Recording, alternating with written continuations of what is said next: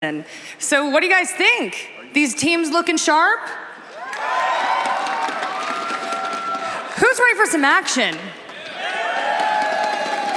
Well, I don't want to waste your time anymore. Let's get this show started. I'm going to send it to Jump. Thank you so much for that one, Jackie. The beginning has begun, and it is time to start with our first match here for the Rainbow Six U.S. Nationals 2019. We're back here at the Mountain Dew Amp Game Fuel Analyst Corner. Gentlemen, it is time to get ready for our first match of the day, the Susquehanna Soniqs versus Tempo Storm. There's a lot of spicy beef behind this matchup as well, because Super has his relegation thing that he says is crazy, and also Filthy, he has beef with Super as well. So this is really like a grudge match between the two, but it's going to be a really good game. You're looking at one team that's on a, upward jump right now. They can't be stopped, which is Tempo Storm, and also Soniqs. They've been struggling as of late. They have been struggling, but they started looking better towards the end of the season. With the addition of Slebin and Gomfi to their team, I think that they're really going to come into their own for this tournament. They have to have been preparing. They didn't make any real roster changes during the actual roster mania itself. So it's all speculation so far until we see these teams play, but I think they're going to be organized, composed, and they're going to use their experience to, drive them forward through this match. Well, this is our first match of the Eastern Conference playoffs, and we need to take a look at these rosters a little bit more. Tempo Storm, of course, we had a conversation about in the pre-show, seeing what they bring to the table, but with Dream, Crazy, Creators, Butters, and Filthy, Veli, you got to pick one who needs to step up today. Crazy, stat line ain't pretty, but his gameplay is, like I said before, him as an anchor on Smoke, Maestro, whatever you throw his way, he's there to dominate and be that backbone for his team whenever they need him at the site. In addition to Crazy, I think that Dream is going to have to step up as well. Sometimes the attack starts from the back in the support and the information that the fraggers have. So I think that all of the communication and intel gathering that those two players provide for their team are going to be instrumental in the way that they perform during this entire event. The synergies early, having the first match of the day, is certainly something that you have to keep your eyes on for Tempo Storm. But now flipping the script and who they're going against on the other side of the stage, we find ourselves with the Susquehanna Soniqs. Now, Goddess, of course, on that roster, is here for the second year in a row for USN, of course, playing on Cloud9 last year. And who's she going to be surrounded by? Super, Neptunes, Slebin, and Gomfi. Yeah, Goddess definitely has some of the highest cost on this team, and that just shows how smart she plays as an anchor. It's going to be a battle between her and Crazy for sure, but I believe Goddess, her clutch factor and her 1v1 ability is that much better. Yeah, she's the exact player you want in the 1v1, 1v2 scenario. And, you can't always just leave her in those scenarios, but when she is in those scenarios, she makes it count for her team. That gets those impact frags in important rounds. You said it yourself, Veli. 82% cost coming into today. Neptune's not far behind with a 79. So when you think about the pure fragging potential that these players can have in those late clutch situations, they have that X factor that you can have to pull themselves up together. Most definitely. But the one thing that I'm really excited to see, Soniqs, they're a funny team to watch because they throw strategies at you that you don't see before. A lot of rush strats, a lot of strats to catch you off guard. And if you're an inexperienced team, professionally and on land like Tempo Storm, that's going to be trouble. Well, we love stats. We love being able to compare the stats, and we've got an opportunity to compare two players from both of these teams. We've got, of course, Butters from Tempo Storm going up against Neptunes here as the player matchup to watch that CGG helped us figure out.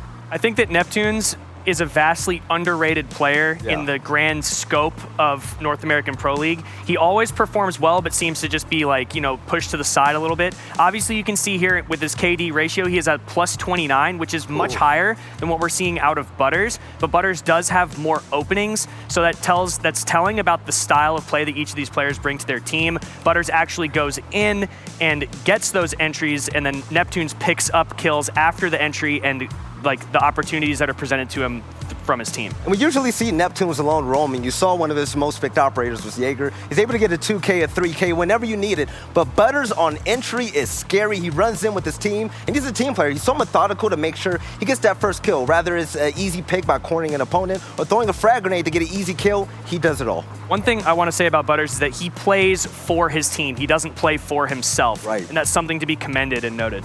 Of course, we've got the map veto coming up very shortly, and I want to spend a couple times talking about those maps, because when you take a look at the statistics of maps being banned away and maps that both of these teams are playing, they play very similar maps. Of course, trying to avoid places like Bank and Border. However, the strength that they've had on places such as Cafe and Villa needs to be something that we keep our eye on. This is where Soniqs has to show up, okay? Because taking a look at their map pool, there's not one map they have where they have more wins than losses. But you take a look at Tempo Storm, they have 4 maps that they're constantly winning on. So Soniqs bring that experience. Super, as an IGL, I really expect you to help your team out here. This is an opportunity where Soniqs can definitely do a lot of VOD review on Tempo, given that they do have a small map pool. Either try to play them on, either have Soniqs try to play against Tempo Storm on the map that Soniqs feel most confident on within Tempo's map pool, and then play a map that Soniqs is good on, but Tempo is not, to try to get the easy 2-0. The one thing that I really love that you brought up is the fact that, Soniqs, they have a lot of film on Tempo Storm, but Tempo Storm, they don't have a lot of film on this new lineup of Soniqs. They made a team change in the middle of the Pro League season, and we haven't seen too much of them yet. Meanwhile, Tempo Storm, they kept the same team, and we've seen them all throughout CL. Consistency is going to be the key, but how will that consistency play out on the map? We have the map veto, gentlemen, and see where we're going to be banning and where we're going to be going here in this best of 3. The quarterfinals and semifinals, mind you, are best of 3 formats, and so already off the bat, we're seeing Bank and Consulate being taken off. Tempo Storm, of course, picking up Border. Clubhouse then by the Soniqs. Cafe taken away by Tempo Storm, followed up by a Villa ban for the Soniqs, so that means the decider will fall to Coastline. Initial thoughts? That's scary. This is a huge surprise to me that Tempo Storm would pick Border, because that is their most banned map typically, but obviously now that they're coming into a tournament and they have things to prepare for, concrete evidence to prepare for versus Soniqs, they must have revamped their strategies, gone back to it, and this must be also a surprising pick for Soniqs, because there's no way they could predict that they would be going to Border. Clubhouse is a obvious pick in my opinion for Soniqs. We see them play on that map all the time. And then Coastline is the decider. I think that's a real toss-up when it comes to both of these teams, but it looks like Soniqs bans that map frequently as well. I'm pretty confused, and I want to see the reason why Border was picked for Tempo Storm. They haven't won a map there, and they banned it 14 times, if you said their most banned map. But going to Coastline is the last map. We call that a Fragger's Paradise. The team that comes with the most mechanical skill going to dominate there. Of course, we're getting ourselves set up. We're almost ready to get into the first map, but gentlemen, we have ourselves a best of 3. We have ourselves with the first match of the day, and more importantly, the first time I can put y'all in the hot seat. Belly, you're the big, the bad, the loud, so the question first comes to you. Tempo Storm, Susquehanna Soniqs, a best of 3. Who's walking away with the win? Tempo Storm 2-1. Butters is going to be the MVP. It's going to be easy. I think that Tempo Storm has what it takes to win, but with Soniqs' pedigree, it's going to be a rough one. It's really difficult for me to actually choose which team I think will win, but I have to go with Tempo just because I think that they'll be able to adapt and pull things off. And they have confidence. They picked Border because they're confident. Yes. All right, confidence aplenty, but it's actions that showcase your ability to perform and your ability to make it to tomorrow. Team USA is on the line, and the 2 of our first 8 teams will find out what they are made of. Ladies and gentlemen, it's time to get ourselves started. Map number 1 is ready. That's going to do it for us here at the Analyst Corner. Let's get to the voices that will be calling the action for our first map. It's going to be none other than Emzo and Intero. Gentlemen, take it away. Thank you so much, Jump. Greatly appreciated. And welcome to our very first day of the U.S. Nationals. We're starting off with the Eastern Conference playoffs. And of course, you've got the tale of the 2 teams. The analysts did a great job of summing it up for us. You've got the hot start Tempo Storm looking to make a big name for themselves. They come in on the last possible qualifier. And then you've got the Soniqs, who have had a bit of a fall from grace. And they came in on the very first qualifier. So everyone, they're just kind of passing each other here. Now, of course, now we'll see which one's going to pass each other. In this, without some kind of losers bracket to go to, it's all or nothing here for these teams. And obviously, this is a big thing for them to be playing this. The grudge match they were talking about going on between these 2 teams, just a lot at stake for people like Super especially, who rely on these wins to feed that ego. Without that, what is he going to do, So Border, I think, such an interesting choice though for the first map. Both teams, not a great record on it. And so it's going to be really interesting. I got to wonder, though, how much Soniqs' new analyst, Jobro, is going to contribute to their ability to anticipate and play this map. I got to imagine Nomad going to be one of the first 2 bans here, though. If you look at the way that Tempo Storm usually bans, Nomad by far and away the most banned operator from TS, and then Soniqs, it's usually a Thatcher. Hibana goes off of the board for the Soniqs. We usually see Hibana bans on maps like Bank, Wow. maybe a map like Clubhouse. A Buck ban is also very unusual because, well, Buck is one of the more banned operators from the Sonics, not Tempo Storm by any stretch. They're really changing it up. I mean, the fact that Nomad's going to be playable will make it interesting. Maestro going out, that's not as much a huge surprise. I got to imagine, though, you're going to go with Mira next, but at the same time, that leaves Echo available. That's going to be tricky to deal with for going for those plants last second, which we definitely see when the armory wall becomes difficult to take. So that is going to be a factor. Both the Nomad and the Echo still available. Going to probably be abused by most teams, I would anticipate, but they obviously have the ability to try and go off of the few VODs that they had to look for those weaknesses in these teams, but this was Tempo Storm's pick. The one time they played it in USN, they lost. That was one of their first 3 failures to make it here to qualify, so an interesting choice all around from them. We'll see them go, of course, to Armory Lockers Archives first. No surprise there. Very few teams even bother with starting vents anymore. Still pretty much the meta to be playing here. Mozzie, though, and Mute combo, going to be very difficult for them to try and identify what those yokais are early without an IQ. And so they bring that, of course, to spot those early. One thing that I want to just touch back on was the Maestro ban that was put forward by Tempo Storm. I think that's a strategic move to try and eliminate Goddess from the picture on defense, because now it's going to push her into a role that she may be less comfortable with. A lot of times we're used to seeing her quarterback the defense in 1vx situations with a Maestro. She's got pretty good statistics when you look at her in a 1vx, proposition. So Maestro being one of the best operators equipped to deal with that. Well, either way, you're still on a cam roll, right? That's true. That's absolutely correct. And I mean, Echo's going to play very differently. Redeemer for a long period of time was seen as one of the best Echoes, and then Maestro comes out, and I think his Echo play dropped off, and he became much more proficient on Maestro. I don't think there's as much role overlap. I think he's a very good example of that. Yeah. And I'm interested to see, but we've still got a ways to go. It's Goddess starting on Echo. Okay, so there you go. That's what we said. I liked the tease of the castle, though, because they teased that they could be going vents first, then bring out the Valkyrie just to sneak out those cams. Now, I don't think those cams are going to stay hidden for long. You're going to have the IQ in play. A smart IQ player is going to look for the sneaky cams, as well as the drones might have potentially spotted that 6-pick switch. But I appreciate those little subtle things that they take advantage of that the game provides. Though the early drone's going to be coming out here to try and identify as much as possible. That's where that Mute Mozzie is going to be doing a lot of denial. You see some of the jamming right now.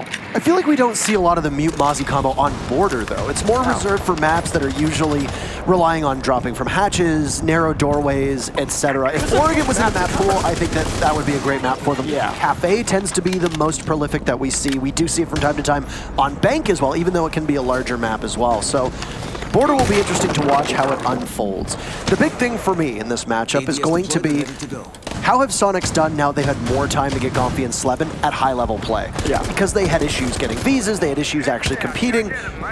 I think that the Sonics team with both of those players on the roster is much improved from the iteration that qualified for this event. The only question is going to be, does it materialize? Because they're up against a very hungry team that has only been proving people wrong over the last couple months. Absolutely, it's just going to come down to how much both these teams scrim, boot camp, prepared for this. This is some LAN experience here for Tempo Storm, whereas most of the Sonics already have quite a bit of that LAN experience, so definitely play into that here as they start to creep into the offices, make their way towards site. Looks like they could be going for an Archives push, potentially, or just pinching this, depending on how they want to play it. Well, the man to watch that was talked about on the analyst desk so many times is going to be Neptunes, and Filthy takes out Goddess. Neptune's on the run. He swings on Dream, so they'll trade one out apiece, but down goes your anchor on Sonics as Goddess is removed from the equation. She's still going to have those 2 Yokai drones up, or at least if you're a fan of Sonics, hopefully she will. Another trade from both teams, as down goes Neptunes and Creators, felled by a C4, put us at a 3v3. A minute to go, plenty of time to work with.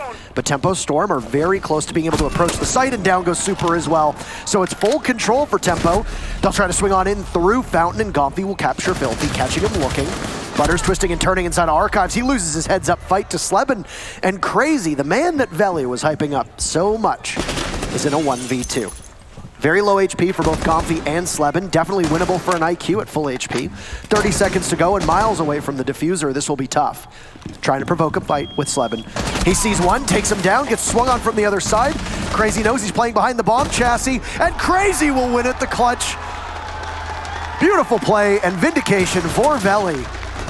not just a pretty face. First round's going to go to Tempo Storm. And Crazy is the one on the team that has the Pro League experience, and we see that paying off right there. Staying calm and cool in a very difficult clutch situation. Like you said, low health for the two defenders, but he's in a situation where he's got no intel to work with.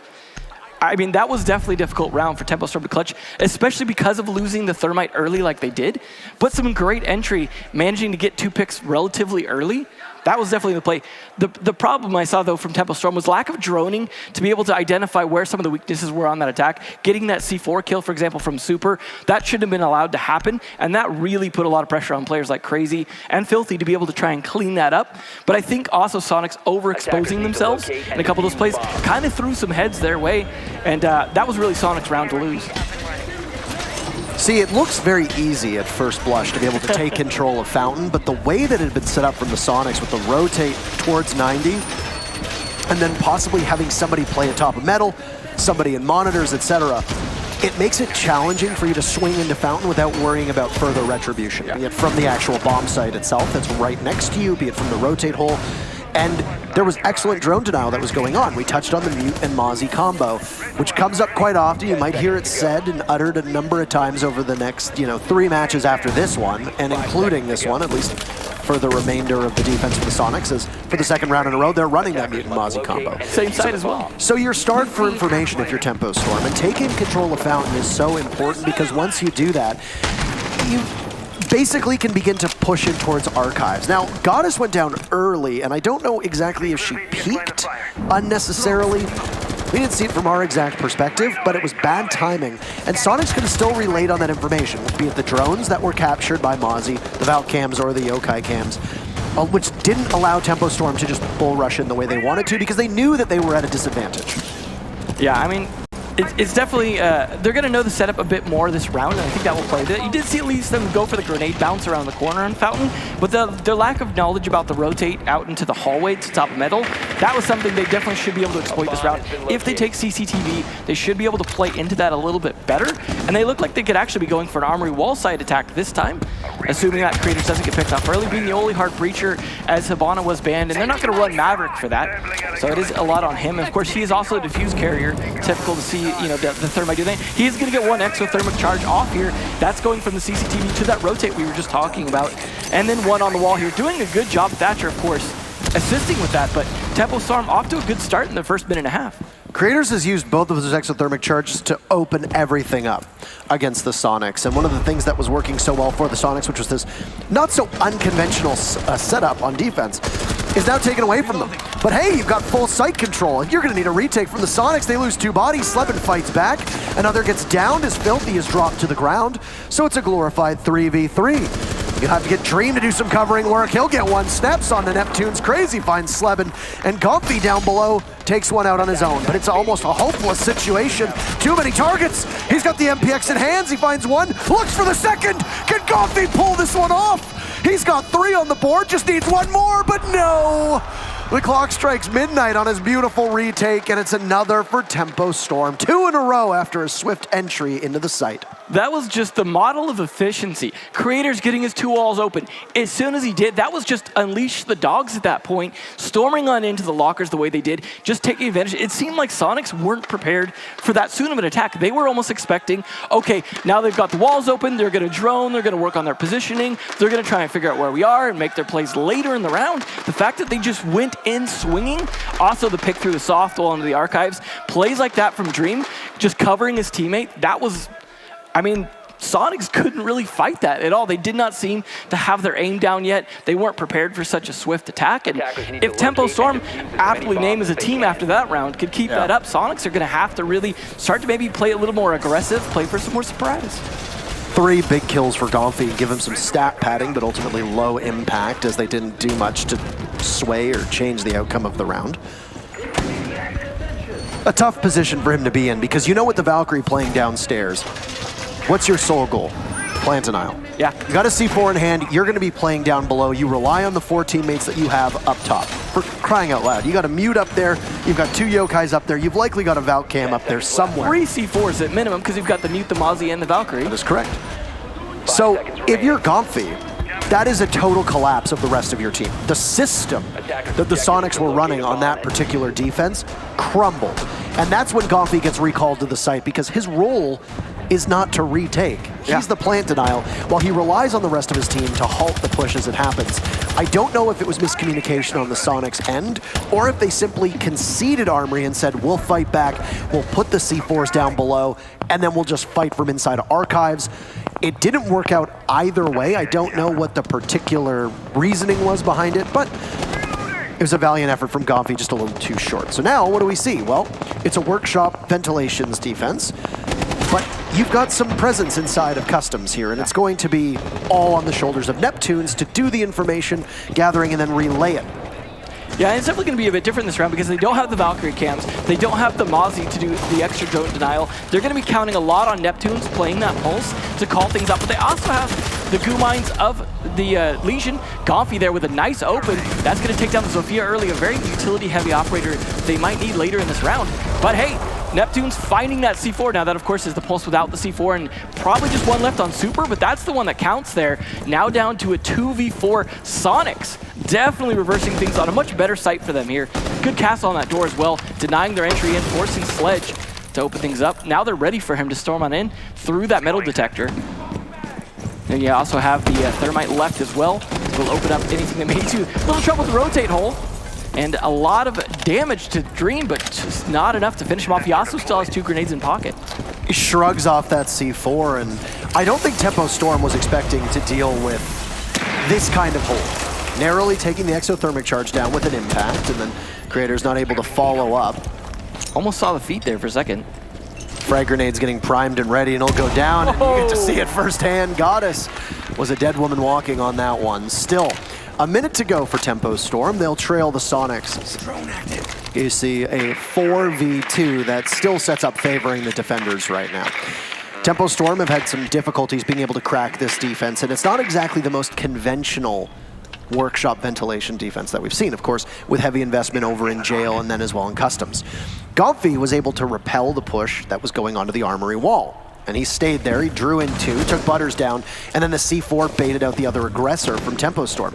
Gomfi's flying under the radar right now, and he could capitalize off of the fact that neither Creators nor Dream are aware that the Jaeger is lurking above. But they're slebbing to take down Dream. Gomfi's still from above. If needed, he can take out Creators, who'll snap onto Neptunes. He doesn't have a ton of time left, and this almost assuredly should be a Sonics round, and it will be just like that. Gomfi from above goes unseen, and the sight unseen will get the final kill. Now, of course, that means they can't play that site again. Obviously, that was by far their best defense. The question is, though, where will they go? Will they just go right back to Armory Lockers Archives, try that again with some adjustments after a successful round? It looks like that's where they might be going. I mean, give it another shot at this point. Playing down below, as you mentioned, that didn't work out as well for them that previous round. But maybe if they played a little bit smarter this time, they could make it work. They're going with the same lineup they did before, assuming no 6th picks here, as well as Tempo Storm playing the same role they're going to do as well. Now, Tempo Storm's most successful attack by far, oh, there we go, 6th pick the Doc. That could be interesting for some peaks even. But their most successful attack was definitely the Armory Lockers push. So if you're Sonics, you're going to be anticipating that again, even though the first round is where they attempted to push from the opposite side. So Tempo Storm could go either way with it. They could play off of what worked very well, knowing that Sonics are going to be better prepared for that, or try and switch things up, make adjustments of their own for that opposite push. But either way, I mean, this is off to a good start. Tempo Storm showing that they can win rounds, but also Sonics as well showing they can adapt. Yeah, I didn't really see all that much from the Sonics on either of their defenses that gave me a ton of hope, barring the miracle play that we saw from Gomfi. And obviously, that's not really a strategy that you can set yourself up for. No. Gomfi being an extremely talented player, coming up and killing 3 members of Tempo Storm, all of whom are isolated to a certain extent, with no real refrag potential, isn't exactly confidence-inspiring in my opinion. When it comes to a system, it's confidence-inspiring in the fact that it's great that Gomfi can do that. I'm going to call it confidence. Ooh, that's a good one. He does have the confidence. But in this case, Tempo Storm's both attacks on this site came from separate angles, right? One was an Archives fountain tank, and the other was a straight Armory wall execute. I would imagine that we're probably going to see a return to the Archives side, and that's exactly where Tempo's lined up right now, so that makes an awful lot of sense. take control of that, see if there's anything exploitable inside a fountain, and then move on from there. The Doc pick that you referenced for just a period of time was worth mentioning because Docs right now, along with Rooks, even though Rook isn't really seen all that often, that aggressive MP5 ACOG deal is just a fragging roll, which you wouldn't expect on a bulky 3 armor, but with how hot Gomfi has been playing recently, the sustain that you get from the stim pistols, combined with a pretty decent gun and an ACOG, will go quite far. Well, I like that they adapted by to actually holding CCTV this time with that Doc, and so that's going to force Tempo Storm to come around from the back again. And they know about this rotate hole, so they don't fall for it this time. Dream managing to pick up Gomfi. That's going to start to free up CCTV a little bit. Now he has control of Fountain, but he has to watch his flanks. He's going to need a teammate to come in here and guard this. You see the Thermite also needs to work with Dream. Finding a second one, Neptunes though, or refrag, but that's only one, and it's now 2v4. Tempo Storm looking strong again. And 3 kills from Dream was that I saw. Shoosh. An impressive entry as Neptunes will creep on up as quietly as he can.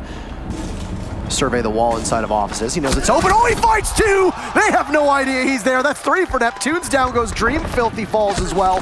Crazy will twist and turn trying to find the Jaeger who's been downed, but Goddess shuts Crazy down and it's a 1v1. Creators versus Goddess, the 2 support players left. There is a Yokai in play, still watching him very intently, and Goddess will swing out. This is a tough shot to make. She chips away at some of his HP. Heavily disoriented, he'll throw out his flashbangs, trying to burn the ADS. Goddess turns away, can't see anything, but she loses the fight on what should have been a surefire headshot. And another gunfight, another 1v1 for 3 of the 4 rounds will determine a victory for Tempo Storm. That was a tough call whether or not to go for the plant or the gunfight, because he easily could have lost that. Echo is very formidable at a distance, like he was fighting right there, but Thermite's gun is often underrated as well. The ability to win that gunfight against a high armor player, though, that was the tricky part. He needed to hit those headshots. You saw how many shots he landed that just weren't killing blows across the lockers because of the high armor, and he's at a 2-2 himself, so it's a tough fight to win. That was a risky call. Easily could have lost that round as opposed to just planting and hoping to bait it out. But as you said, there was the Yokai in the room. I think he read into that, knew that the fact that he wasn't being pushed probably meant there was a Yokai in play. So just a really good call, and I mean, really could have gone either way. But the fact that that went down to 1v1, a bit of misplay by Tempo. Neptune's really bringing that round back and almost making it possible. This was Tempo Storm's map pick though, and we're starting to see why. I mean, they've obviously come prepared. And one thing that I was going to touch on, as there's a fact on your screen here. It's smaller and harder to read, actually. That's great. The Sonics have struggled to hold Porter's main bomb site, winning only 3 out of 11 rounds. Oh, wow. That's bad. So their record continues to be not on this. I'm not much of a bomb siteologist, but that's not very good.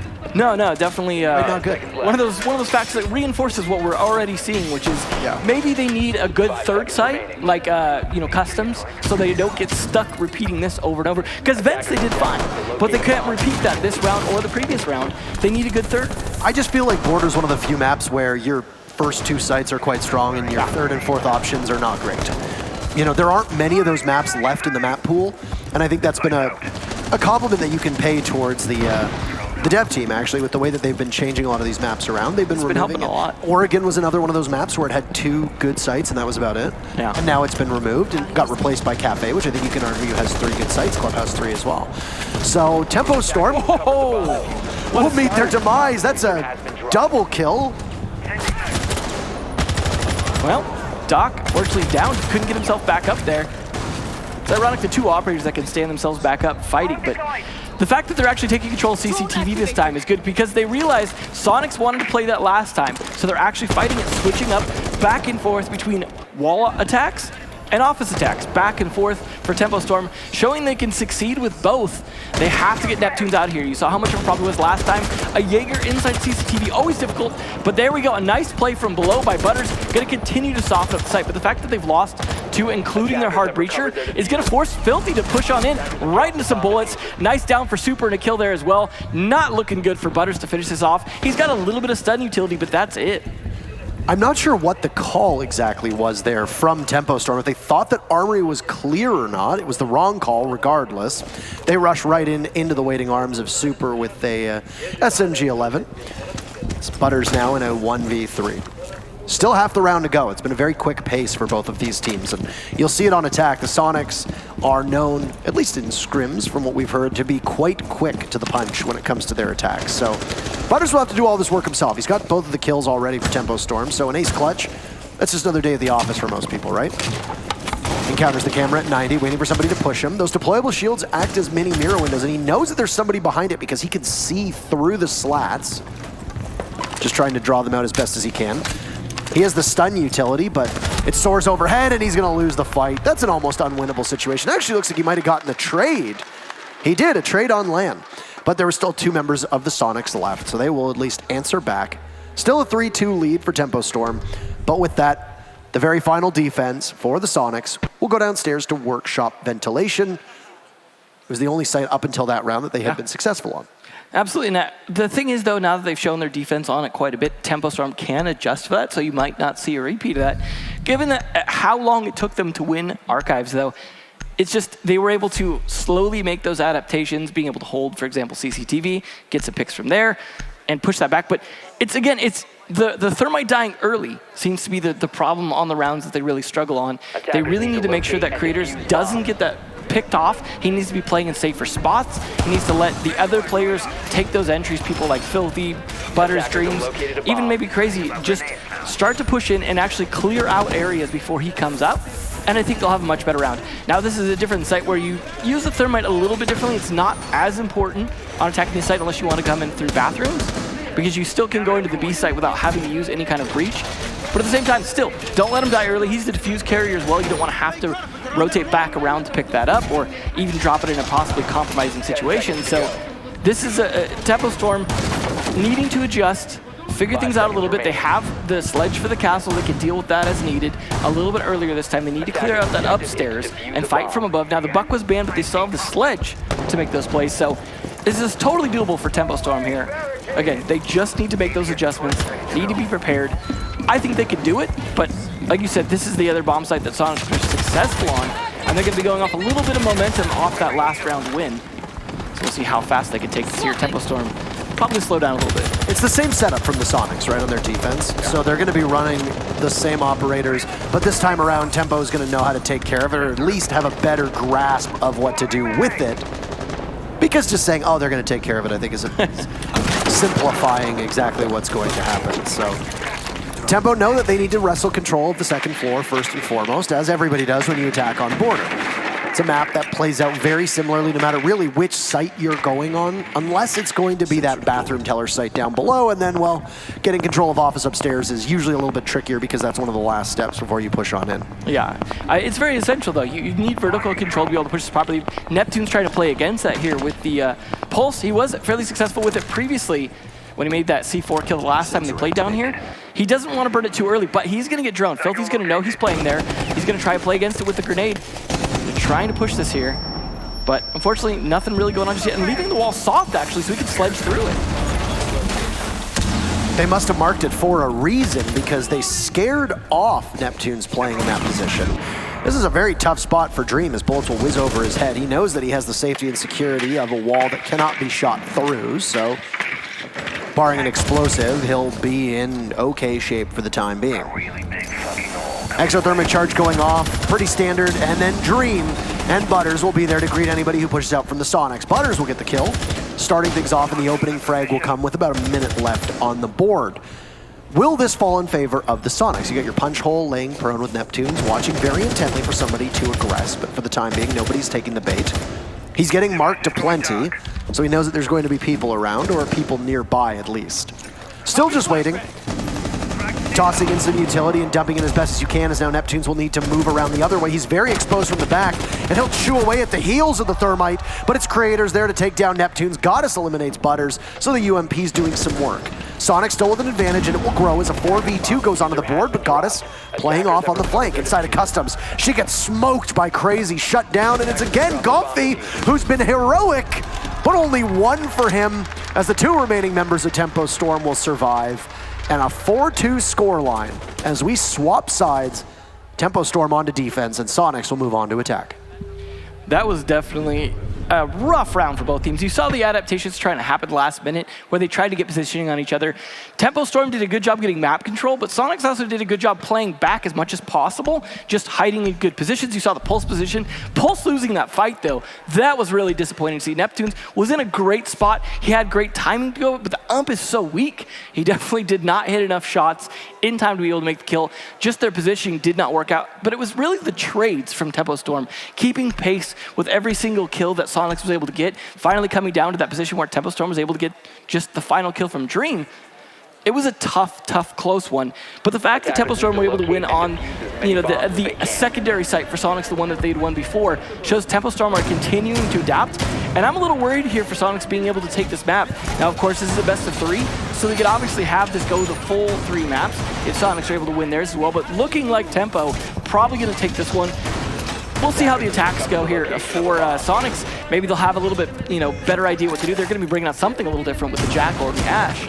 A little bit more aggression, as well as tracking down the players a little bit better, because they're not going to have the Mute Mozzie combo, but they are going to have the Mozzie itself, at least. 10 seconds left.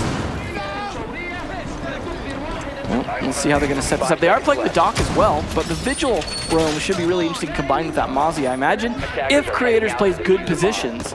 Now, this is a 2-floor map. There's not as many spots to hide, though. I was just about to say that. I think there's a very credible argument that you can make that Vigil is not the best choice for a map like Border unless there is a very dedicated strategy set up for Tempo Storm. This is sneaky. So you've got your bullet punch holes and say goodnight. Oh.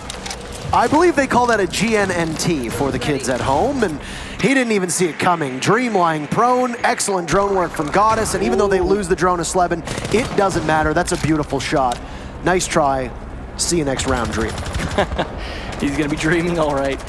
He's going to be dreaming of a round. He survives a little bit longer. But the capture of the Mozzie on the drone is definitely going to help Creators, though, taking a lot of damage. He's going to have to flee and, well, get finished off by Gomfy. So not a great start for Tempo Storm. Butter's going to have to make really good use of that drone to make up for the 2 losses. They do have a smoke to be able to try and push things back if it comes down to that, but he might end up getting in a fight pretty early if Butters and Filthy can't hold inside CCTV here. Butter's under a lot of pressure, and he'll be temporarily flashed out. That's a shot from Crazy if I've ever seen one, and look at the smile on his face. Just a single bullet is all it takes. 1 tap from the SMG-11. Still Tempo Storm trailing for the time being. Monitors being the biggest focus for Soniqs, as Butters will just try to live for as long as he can. Sleben inside of the site, but it's Crazy yet again, and Butters is rotated out. He's playing those same angles that we had seen very similarly from the Soniqs. It's going to give him a lot of opportunity to maneuver, and he's also got Filthy there as an added insurance plan if required. So the Soniqs will go back onto drone work with just over a minute to go to try and feel out where the remaining members of Tempo are. It's been Crazy almost single-handedly shutting them down, and now 2 drones as well for Tempo Storm. So the information game, which is already favoring the defenders from this lineup, will only continue to grow. Difficult part, though, is Butters isn't in a great position to be able to be on drones. He could be pressured very easily in CCTV, but the fact that they've been able to reduce the numbers of Soniqs gives him some flexibility. I just can't imagine he's going to have a lot of time to set those drones up in great positions if they can't start to knock down some more members of the Soniqs. But super rotating here for potentially setting up an archive push, or at least a pinch from that side, as they could see a push from the archives at the same time. Spotted on one of the remaining drones for the Soniqs was the remaining members of Tempo Storm, and one of which had dropped heading on back up through metal detectors. Butter's stunned for the time being, and it's a good spread from Tempo, as you've got 3 members of the team looking in all different directions. 20 seconds left. Exothermic charge will blow open a wall in towards Archives. So B-bomb site is now prime for the taking if you're the Soniqs. But where are you going to go? Well, Smoke's going to go in. Filthy's there to take out Gomfy. Shut down by Goddess as now Butters rushes on in, and it's a 2v2. Goddess with another, so it's all on Butters' shoulders. But 1 second left. Goddess will need to plant. Gets shut down instead by Super. And the Soniqs will take their very first attacking round. Round number 7, and the gap will close just a tiny bit yet again. Well, we're definitely seeing very attacker-dominated rounds here, and some of that comes down to, like you said, the limitations on the number of bomb sites. When you've got 2 primary bomb sites that everyone's going to be playing, everyone knows how to attack them for the most part. And a site like Armory Lockers, as we saw from Tempo Storm, has 2 great options to attack it, from the front or from the back. From the Archives Locker side, or I mean the Lockers Armory side, or from the Archives office side. Because you can attack it 2 different ways, and CCTV becomes a little bit of a pivot point because it has doorways kind of leading to both. That offers a lot of opportunities for the attackers. The defenders can't necessarily do a lot, and you really can only afford 1 roamer downstairs, because if your roamer downstairs isn't super effective, that can really kind of hinder your defense. Defenders, protect your Speaking of bombs hindering defense, attackers bringing out Capital this time, something that will be fantastic for covering that half wall, as well as being able to smoke out and cut off rotates from the lockers as well if they go for a rush plant in there. Something very, very useful in this attack if they can pull it off. And they did it as a 6th pick as well, so Tempo Storm might not be anticipating that. And of course, Jaeger ADSs don't catch those arrows, so there's not really much they could do about it other than try and get picks on him while he's pushing. But if they can clear people out first, or at least somewhat secure the angles, say a sandwich pinch, for example, on the sandwich window of lockers, it's very easy for Capital to do his job and set that plant up. 5 seconds left. I like the Capital pick, though. He's a very heavily banned operator by every single team, and actually is one of the most banned operators by Tempo Storm, likely because they don't want to play against him because he doesn't really have any counters, at least until Wamai is available. Speaking of the new season coming out, what was it, a week ago? 2 weeks ago or so? Not too long. Wamai and Kali now available, I believe, for everybody to use. Obviously not in Pro League yet. No, we don't have. We don't even have Amaru and Goyo. No, but that soon TM, right? Eventually. Soon TM. Though it would have been interesting to see Goyo. What is this? It is a drone malfunction about to get mozzied. This is, all right, well. What I was going to say was it would be interesting to see how Goyo would be played out. I mean, you've heard a lot of things from different teams as to his power or his ability and how he's going to fit into a composition. So, especially on this map, I think it would have been very strong. We have to wait and see. These pests are doing a great job denying the drones, though. This is excellent, and this is something that we didn't get to see firsthand from when the Soniqs were on defense, how they were doing the same thing. Now, the Soniqs on their very first attack last round, they lost 2 drones that we saw. Could have possibly been a 3rd for all we know. Slebin inching on in towards Monitors. He'll find the very first kill and crack things open by eliminating Filthy, and that's Monitors wrestled away, but Butters picks up 2. He swings on Neptunes and Goddess out of the window. Down below, Diffuser down, dropped and helpless as your Thermite and your Capital are gone for the Soniqs. That is a crushing blow. That's really going to make an attack setup just difficult. I have a feeling we'll see a bit more fragging out. We could see Soniqs just kind of pushing in. But the wall being left soft there for Gonfi to open, that's actually going to backfire. Now that they killed the Thermite, it doesn't do as much for them. So we'll see if that was a mistake or not, but they are playing the ACOG dock on it to be able to fight it. So there is definitely a reason why that was left soft. It's just down to Dream to capitalize on that properly, because you've also got the ACOG of, the ACOG twins there of Rook, as well as you mentioned earlier. So that will definitely play into at least fighting back long distance, but they need to know where they're coming from, and maybe they can capture a drone to help with that.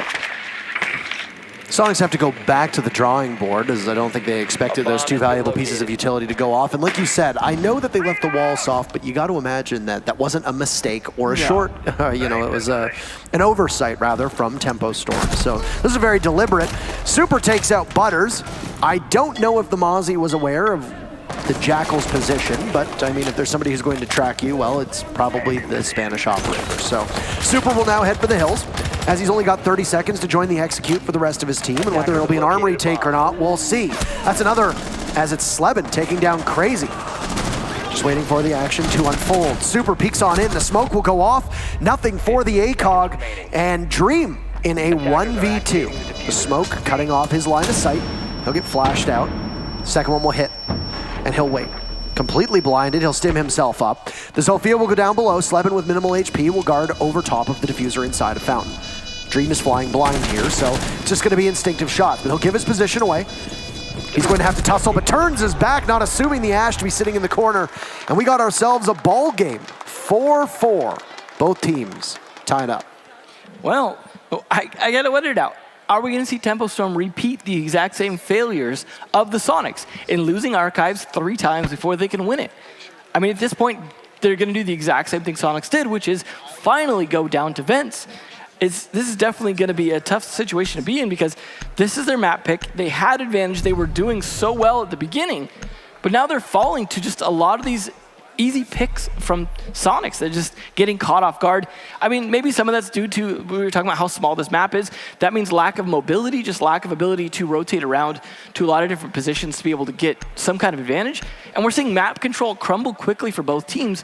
Although, to be fair, TempoStorm had a pretty good position that last round, bringing it down to the last 3 players of Soniqs to clutch that out. But they also gave Soniqs a lot of time to play with in terms of being able to rotate their positions around, and then losing the smoke gave them no ability to really remotely deny a plant down on site, and they just lost their coverage. I did like the pick that we saw from the Rook onto the sandwich window. That was a great play there, and that definitely helped a little bit in the attempt. But just lack of good coverage all around. On the little, I mean, the site's not very big. You just have 2 main rooms to cover. But the fact that they weren't able to adequately cover them, the fact they got traded, good use of the smoke as well, though, in helping stop the Rook from being able to anticipate that. We'll see how it goes this round with the Capital again, but now the Nomad, as I said, usually banned by both these teams, is now going to be in play here from Super. That's going to cut off some of those rotates and further contain TempoStorm. I do wonder if we'll see some of them play a bit more spread out, or if they're going to focus mostly on just Armory Lockers, Archives area above the site, and then a few players down in ventilation. They are setting up some holes in the floor to be able to work their way up. They don't have a ton of C4. I can imagine the Mute and possibly the Bandit. There's some time to work with. They're not playing with the Pulse like we saw from Neptunes either to be able to help with those C4s. They're going to have to rely a little bit on intel and luck. It's a passport entry now over towards the custom side of things. Just exactly as what happened when TempoStorm was on attack. We see the inverse happening now with them on defense and the Soniqs on attack, right? Yeah. But there's not as much of a customs hold from TempoStorm. This is probably going to be a far more routine workshop hold where you look to keep control of Armory above, Archives, maybe Fountain and Office, and that's all you really need.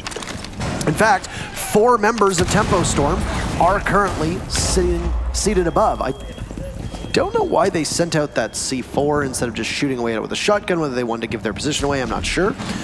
But it's an execute early, realizing there's nobody inside a sight. Goddess is getting the plant down, and Neptunes will need to cover. He'll take out Butters. 1 body will drop as another goes down too. Coffee eliminates Crazy. It's an absolute brawl with the diffuser going down in a 2v3 in a post plant with the Soniqs just narrowly ahead. Waiting to see if they can retake it all. Dream is inches away from the diffuser. Super rushes on out, takes down the castle. Dream is there, eliminates Comfy. SMG-11 in hand, he's got 2 bullets. You're gonna have to reload at some point. There it goes. Long angles being played by both the Nomad and the Ash. And speaking of, it's the Ash, Sleben. The very first lead for the Soniqs will come in round number 9, and it's 3 rounds in a row. I really question, you play Vent and you have no one in sight. I mean, good on Soniqs to just going, hey, there's no one here. As you like to say, it's free real estate at that point. And they just take it, they smoke it, they plant. I mean, to be fair, though, they almost didn't get the plant off. You saw the planter died just after plant went down. But once that plant went down, it's a trap at that point for TempoStorm. They did try and rotate back quickly, but not quickly enough. They really should have known that people were really going to go in there. And you know what I fault some of that too? Lack of intel. No Pulse, no Valkyrie, no Maestro available, no Echo in play either. They had no intel. When you play like that, you can't have someone off site. That was a huge misplay. And honestly, Soniqs deserved that round. Tactical timeout being taken from TempoStorm, and that's their coach. That actually looks like it's DNA standing behind them. He's been in the scene for quite a while, and he actually has family ties to another team that's going to be competing in this tournament. Actually, 2 teams. Yeah. He's related to Nyx, and then by extension is also it's nice related to Hot and Cold. Blood spread around. It's related by marriage, from my understanding, the Nyx Hot and Cold relationship. And yeah, it's pretty incredible to see. They're becoming a dynasty. Involved. They're like the Kennedys. Yeah. They're like the Kennedys of Rainbow Six. It's interesting to see. That makes both of us very much boomers for that joke. It's whoops. Very much boomers, so that's okay. Well, we'll deal with it. But no, there's quite actually a lot of staff behind TempoStorm. If I remember correctly, I think they had 2 or 3 support staff with them in terms of coaching and analysts. And obviously, it's a benefit that comes from going from being two-faced, an organization with no funding, because it's not actually an organization at all, it's just your team name, to going on over to a pretty large esports org, and the newest one to enter into our scene. So And getting Butters off the couch as well, which is pretty nice. That's a very heartwarming story. Absolutely. I suspect that should Tempo Storm prevail, we will likely hear about it. So, regardless. Yeah. First lead for the Sonics on a map that neither of these teams particularly play. 12 bans for the Sonics on Border, 14 bans for Tempo Storm. Tempo Storm's record is 0-0-2. Now, there is one thing to note about these kind of LAN events, is that a lot of teams will specifically practice for them and pull new strats out. Yeah. There is a meme that filters through the community called saving strats, where teams don't actually try until they get to LAN events. In this particular case, I don't know if I would say that it was saving strats. No, I would say in this particular instance. Both these teams definitely were looking for a map that they were struggling on, and that they were both struggling on, really, so that they could capitalize on the weakness of the other team. But right now, Sonics are the ones capitalizing the most. They're actually a point ahead after such a rough start because Tempo Storm couldn't win their Vents defense the way that Sonics did. They are at least making one adjustment now that they're bringing the Echo for the Archives, and maybe that will help out. It did help a little bit for the Sonics, but not a ton, as it only helped them win one round. But they also did lose some of their gunfights with that Echo. The difficult part, though, is where you play the Echo, because there's limited positions where you can sit safely and be on that drone. We do see them setting that up, trying to get some good positions. Again, going with a soft wall and an ACOG. This time, instead of the dock, it's just going to be that Echo. But I gotta wonder, is he just going to be on his ACOG half the time rather than his drones and just set those up and hope his teammates are going to watch them? Or is he going to be active with the Yokais? He's definitely not setting them up for roamers. Possibly put Crazy in a spot to sit on the Yokais, depending on how he's using them. Does he want to do something involving helping a roamer, as you said? Do you want to use them as an anchor or to assist an anchor? He's back on his drones right now and moving them around, so he's not just going to be in that single position. Creators asks guns down Slebin and then tosses over a Nitro Cell. Say goodnight, Super.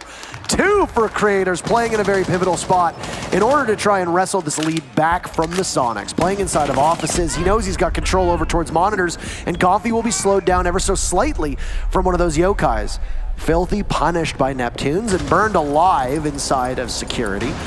You've got 2 ACOGs dueling against each other now, with Neptunes on rappel, watching all the way back towards the Echo. But the Echo very smartly has moved. It's just going to be a smoke, at least for the time being, to obscure the positioning of the Capitao. A lost fight from Butters down below. I don't know what he was going for in that altercation with Comfy, but he didn't really have much at his disposal.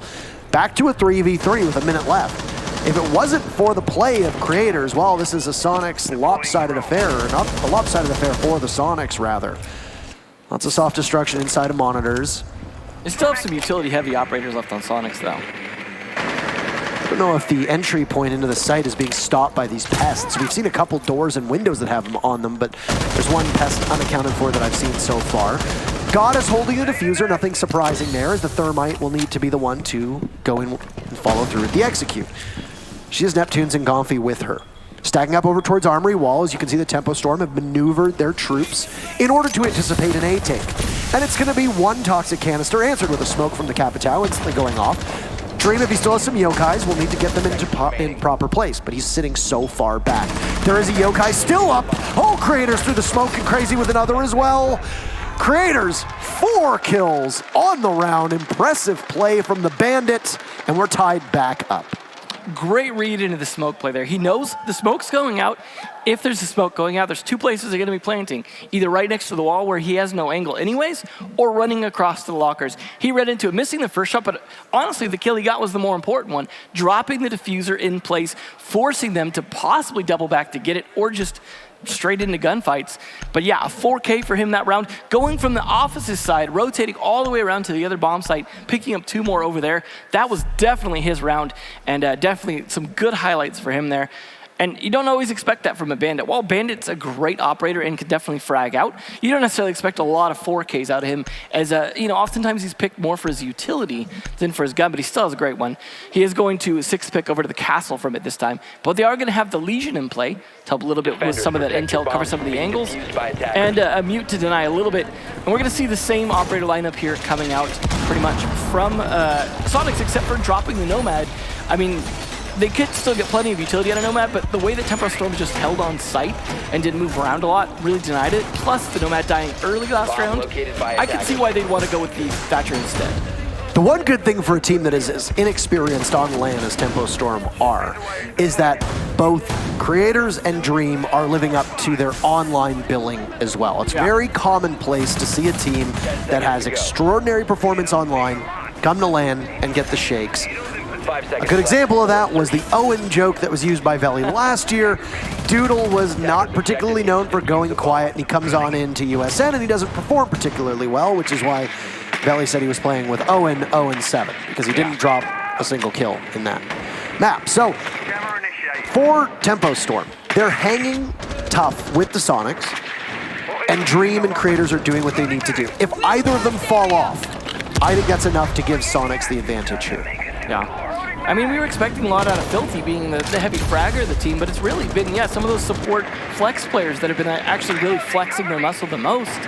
And I think that shows maybe it's a LAN thing. Maybe Filthy hasn't had the LAN experience. He's getting a little bit of LAN shakes. But the fact that some of his teammates, as you talked about, are stepping up, it's a big deal here. But we are tied at the moment, so it really could go either way. Tempo Storm, as I said, this is their map. They need to win it because they're going to be going into a little bit of a tougher map on Clubhouse next. Not a great place to be, but it's not an odd map either, so they should know that one pretty well, but you don't want to start off at a disadvantage like that. Once again, this defense down below of Workshop Ventilation from Tempo Storm doesn't involve much of a focus on customs. So the Sonics can waltz right in through jail, sit inside a supply room, stare very intently over towards the server rack, just in between the two bombs, and wait for somebody to dare Slevin to take a fight. He's been hitting his shots today, maybe not as well as some of his fellow teammates, but he's been reliable and dependable. Crazy was the one that was in the line of fire should he peek Slevin, but, well, a couple blasts from the SMG-11 and he's managed to shake off anybody from SQ that was looking to push him. Slevin will go right back on, now onto drones rather, as from the back, the Sonics will survey B-bomb and see if there's anybody playing inside of it. It's completely clear. And I think learning from how quick of a push the Sonics pulled off on this site last time, Tempo Storm are not engaged as much onto that second floor. Goo-Mine is going to go off and Crazy's still watching the window. There are still some people from Tempo Storm that are playing on that second floor, but not all of them. Goffy creeps on in after sustaining some significantly heavy damage. Slevin down, finished off. Down goes Crazy on a trade from Super, who's inside a bathroom and has full control with soft walls to boot. So he can open things up if he wants, if he has breaching charges on that Thatcher.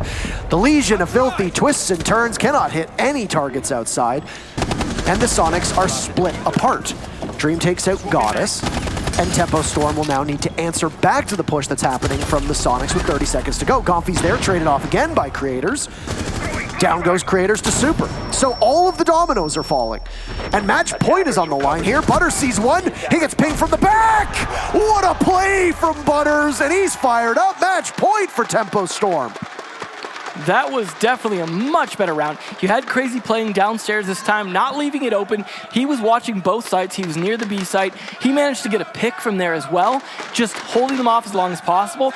But it's the fact that once he died, they started rotating down. You saw, for example, the Legion rotate down, try and make a play. Didn't quite get the kill, but he softened them up. Then the Jaeger rotates down as well, starts to soften them up even more. It's the fact that they started to push down. They had a great hold from upstairs, but much, much better pacing from Tempo Storm that time, and also having the player downstairs really slowed them down. I liked the way that Sonic surveyed the site, as you mentioned, the B site, looking for an opportunity. You had Neptunes checking the corners, even from on top of the bus, just trying to find out, can we push the site? We have smoke from Capital. We have fire so we can cut off the rotate through the hole. Can we make this play? But as soon as they started to make towards those plays, Crazy shut it down, and it just fell apart from there. But overall, great round, and that is going to put Tempo Storm back in the lead, finally winning Events defense here. But they have a third bomb site, unlike Sonics. And this is going to be the toughest thing. They're going to have to put this match away without requiring overtime, or relying on overtime, rather. And they're going to need to do that on a less enviable bomb site. Are you going to go to customs? Are you going to go to bathrooms? Tellers? That's the thought process that a lot of people have, because depending on what region you play in and depending on the way that your team plays, you might want to go towards bathroom tellers and play very aggressively up top. But you know that the Sonics on attack are very good at reading into a situation and seeing that you don't have coverage on site and taking advantage of that. You don't want to risk it. on a bomb site like Bathroom Tellers, where if things go wrong, they go wrong real fast. And it's extremely hard for you to retake. So Customs is the call for Tempo Storm. I think that's right, given the way that we know that the Sonics play. The Sonics have not really had to wrestle with Customs at all. They've been granted free access into jail, and it sounds like if that exothermic charge goes off, that once again, it will be free access too. Well, they are playing 2 people downstairs, so there's a little bit of a difference from the Vents defense. But like you said, top floor control is important, and reading into any weaknesses will help here. But Butters managed to get down, but he's Doc. He can get himself back up if they cannot finish the kill. And he does. He gets back up, heals himself up. He's going to hold that top floor as long as he can. And a Doc, of course, is a good person to do that, and you see exactly why. Just self-sustaining as long as possible. Castle Barricade's also doing a job cutting off some rotates here. Dream as well playing in between on the metal stairs, trying to decide, do I hold up or down? Crazy down as well. I like this split. I like this setup by Tempo Storm. But like you said, Sonics are good to reading into where weaknesses might be. But they often take a little while to do so, and that gives Tempo Storm time to adjust as well. And that's exactly what Dream's doing. He's rotating off to try and hold them back. But now that leaves Crazy all alone, top floor control going to have to work in the favor of Tempo Storm. They might have to open up some holes in the floor to be able to help cover his doorways. By my note-taking, the team that has got the opening pick has won the round 100% of the time in this matchup. That is a stat, for sure. So, obviously, you don't want to find yourself down 1 early, but especially not in this instance. That trend line would have to break for either team if they lose the opening pick and then still want to go on to win. Overtime does await us, should this not fall in favor of Tempo Storm. I'm also kind of surprised with how much is open here, and there's the opening pick in favor of the Sonics. Will we see 12 rounds in a row? Well, it sure looks like it. Butters runs out. He's got the only kill for his team, but he's going to be cut down as he heads back in. It's a 1v4. That was a snap your fingers and everybody's dead kind of moment. On the ground is the Zofia, and the stat line holds. You get the opening pick, you win the round. We don't even need to play out the remainder of it. We'll go to overtime between these 2 teams. Definitely a great round by Sonics. Again, reading into the weakness of downstairs. The fact that they forced the Mozzie upstairs, trapped Crazy downstairs. I mean, Crazy does a great job trying to hold off as long as he can. When you've got the entire team pressuring on you and able to set up for a plan like that, it's a tough spot to be in. So these split defenses are absolutely Tempo Storm's weaknesses. That's where they're really struggling, but they also had struggled on Armory Lockers. So we'll see if they can manage to pull it off. Both teams have only succeeded on it once. So you talk about breaking trend lines. This is where Tempo Storm need to do exactly that. We're in the overtime now. Both teams showing they can play this map. Who will be the breakaway? And we often do see breakaways in these overtimes where the trends do tend to reverse. We absolutely could see Tempo Storm just do fantastic on this, and all of a sudden attacks start to struggle on the overtime. Absolutely happens. By attackers.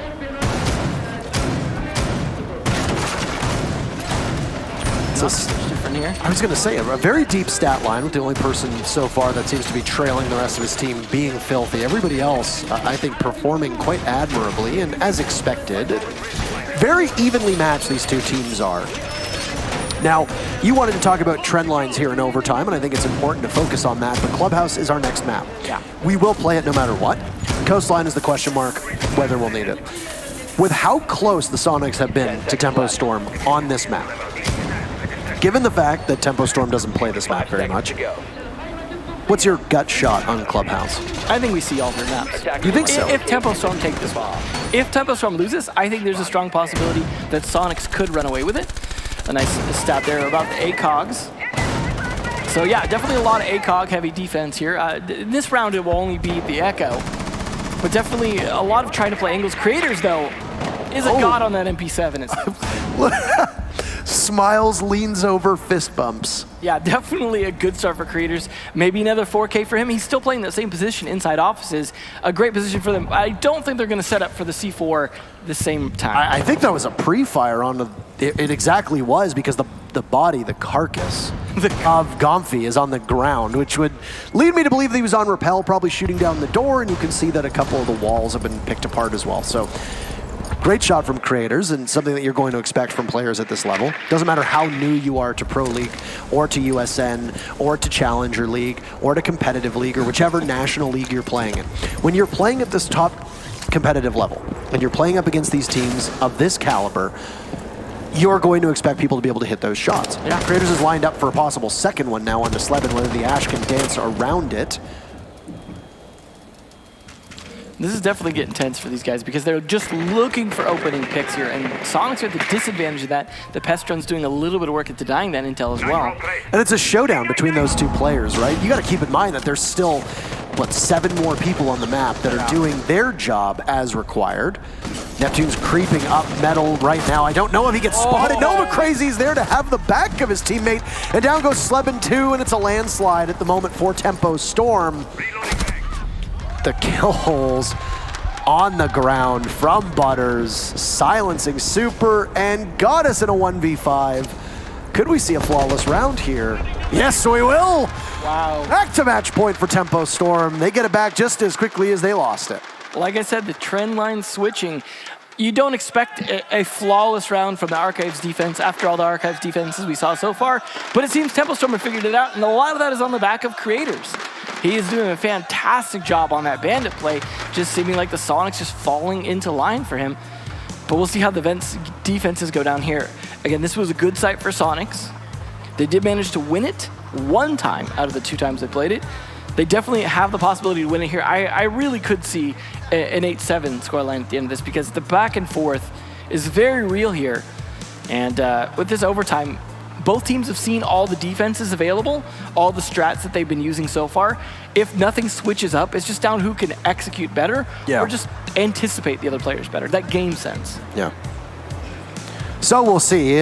We hear the thematic music in the background, which leads me to believe that it's a Soniqs timeout. If there was something that popped up on the monitor, I must have missed it. But it is a timeout from the Soniqs. And I mean, hey, both teams get 1 timeout per map. Yeah.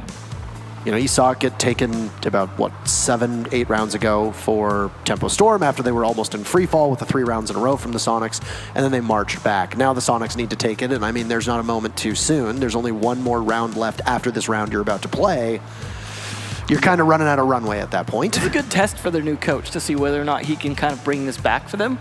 Because, you know, that's a part of what you're doing in a timeout is finally getting a chance to speak to the coach, because the coach has the perspective of all 5 players. Is he on as a coach or an analyst? You know, I think he's doing a bit of both roles. So I find that if there's only one, they usually do both, right? I'll just call him coach. Coach. Because he's definitely acting in that role right now. Well, we'll see how this defense goes here because, Defenders, protect your you know, if bombs. Soniqs, though, if they lose this map, it's not as big a deal since it wasn't their map pick. But you don't want to have to go to all 3 to win it if you can help it, because you want to save some of your strength and energy for future matches. You also don't want to give away too much, and the less rounds you play, the less you give away to future opponents as well. Yeah, we'll see, of course, the castle strats come out here again. But Neptune's back on that pulse is one for them to watch out for, because he was very effective the last couple times, so they're really going to have to make sure they don't fall prey to him. So they got to know, okay, we know he's playing that pulse. We managed to kind of track him down and push him out a little bit last time with the drones. We've got to do something similar again. We got to know where Neptune's is at so we know where we can play safely, or trick him into burning that C4 early so he's a little bit less effective as a pulse. Attackers' objective is I really like to locate a that bomb and defuse it. 5 screen setup that we have. Yeah, it's an awful lot. Yeah, it's really nice to be able to give that view.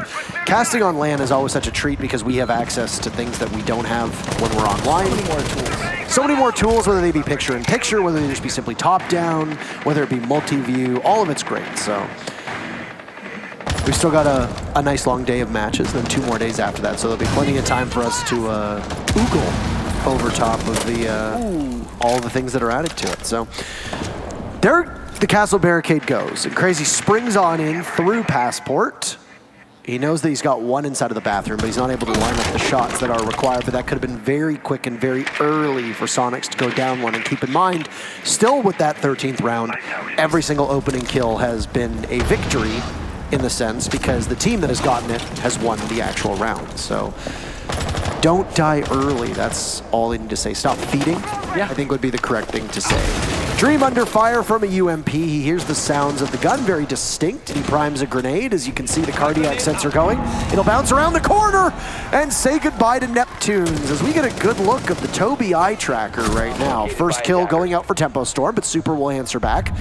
There goes a C4 as he takes some damage, chewed through the wall as he escapes. A little worse for wear, but he's wearing it well, I think you could say. Yeah, definitely. Good start here, though. You said the opening kill matters. Getting the kill on to Neptune's doesn't seem to be mattering because Slebin is being able to bring that back. and they've lost now the Zofia and the Sledge. A lot of utility off the board there. They still have at least the Ash, but one breaching charge already used on a castle barricade leaves just one in the pocket. They've got some EMPs left to play with as well, and they don't have to worry about a Mozzie this round, so droning really needs to come out here from Tempo Storm. It's a tough shot for Filthy to make, as he'll have to just go through the small little bars where Sleben is playing. He's got Gomfi right next to him. Oh, Gomfi looks over to the corner and gets the kill, and the lead for the Sonics will continue to grow at 2v4 as Filthy felled from above. Crazy and Creators rocking the hard breach now as the two FBI operators will work in tandem with one another. 40 seconds to go. They've got the match on the line. We could need all 15 rounds. Still, opening kill went to Tempo Storm, and that might not be worth much as Goddess lines one up, takes out Creators, and that's Crazy, and she'll get 2. Who cares who gets the opening pick? We'll need the ultimate match point of ultimate match point. 15 rounds to start off map number 1, and a hell of a way to get USN underway. You know, this is about as evenly matched as we thought it would be, I think. You were anticipating this to be very close. As we were saying, these two teams just passed each other in terms of promotion or demotion, so you know they're about on even footing here. Now, Tempo Storm didn't beat Sonics in relegation, they beat Rogue, so we didn't necessarily know how these two were going to match up against each other, but I think we're definitely seeing it now, especially since they're playing on a map that both of them are generally weak on. So it's a very interesting test of adaptation. And going the full 15 rounds, I think, is a great way to see that. And we will see at Ventilation Workshop again here, as they did win their Archives defense. So the adaptations continue. Not a ton of operator choices. They are going to try the Nomad again, try and cut off some of those rotates. Now, I think that could be even more important here on an attacker, because we know that there's a little bit slow to rotate, right? So when you have a team that is trying to slow for retake, rotate, if you can get some of those air jabs in those rotate positions, like you could even get them just below a hatch where they might drop, and all of a sudden they get air jabbed as soon as they hit the ground. That's really going to give you the advantage on taking this. They might need to play 2 people on site to be able to accurately hold this. Yeah. The first time that we saw Tempo Storm go to this site on defense, they got bull rushed by Sonics, who sprang on in and got a plant down in the default plant spot in Workshop, just under that old Workshop light that used to obscure so much vision through the doorway, if you'll recall. But then the second time around, they were able to fix it and right the ship. So 50-50 on the site. You're basically flicking a coin, or flipping a coin, I guess you could say. I guess you technically flick it too, right? Sure, yeah, with your thumb. Yeah. You flick it with your thumb to get it to flip, I guess, technically. I was wrong. Anyway, you're basically flipping the coin, and you're gambling the whole map on this one round. I do agree with you. I think if the Sonics come out victorious, then it's going to be a very, very steep hill to climb for Tempo Storm, especially on the Sonics map. Now, this will be broken down by the analysts, but Clubhouse has been banned 4 times from Tempo Storm. They have a decent record on it of 2-1-2. They have a worse record on Border, which is the map they picked, than they do on Clubhouse. That's just something to keep in mind. Nice angle there and taking care of that very early. They have a plenty of utility for the castle barricades between the Zofia and the Ash, so it shouldn't be difficult to clear those out, but this is a nice push here as well, trying to take control of customs early. Again, just take control of the map on the bottom floor as much as possible to cut off those rotates before they start to come down, because you know they're going for that late play down. Just surround Crazy early. A bomb has been located. It's the same entry pattern from the Sonics every single time. Get on in towards Passport, whether you want to take jail or not, and then just kind of corral yourself, or corral the defenders rather, and rally the troops inside of Passport. Goddess does her job with both exothermic charges, punching a hole inside a jail and then using the other on what sounded like it was the bathroom wall, and then she got out of there as quickly as she could. Super is rotating around a lot. I don't know if he's setting up those air jabs or not, but he really needs to be doing so, especially as Gomfi gets down here. Oh. Could get himself back up, though. Not the bathroom wall. It was the wall at the bottom of the main stairs. Filthy takes out Gomfi, and 3 rounds in a row opening kill is going to go to Tempo Storm. It comes with a minute to go, so with Gomfi removed, that's some very valuable utility and some possible lockdown on either defenders that are roaming or playing on site. A lot will fall onto the shoulders of Sleben and Neptunes now to carry the fragging weight. Sleben will get 1 onto Filthy. Firing away as Crazy will just simply wait and persevere inside of the bathroom to ride out the oncoming storm. Down goes 1 smoke, but Super has him on drone, knowing that Crazy's playing inside of the bathroom. The jig may be up. Still heavy control inside of Passport. taking their time. The Sonics have not droned out that second floor at all, which is where Butters is playing. This is a very unidirectional push from the Sonics with the entire first map on the line. We'll see exactly where Super's looking to try and find if there's anybody that's going to be playing on flank. We can see from the silhouettes there's nobody there. Neptune's guns down Butters from above. So Neptune's was dispatched onto that second floor. Dream is up there. Sleben finds Craters. And just like that, Sonics have a huge advantage. Crazy and Dream get 2. It's a 2v2. And we're going to be taking the final 10 seconds. So hold on to your seats. At least for the time being. Dream will need to get back down to the site. Where's the diffuser? In the hands of Goddess, she'll attempt the plant. Crazy will need to swarm on in at some point. Dream sees one, so it's all on the shoulders of Crazy, who gets knocked back by the Nomad air jab. And the diffuser goes down quite successfully. Crazy does a little bit of damage to Sleben, but not much.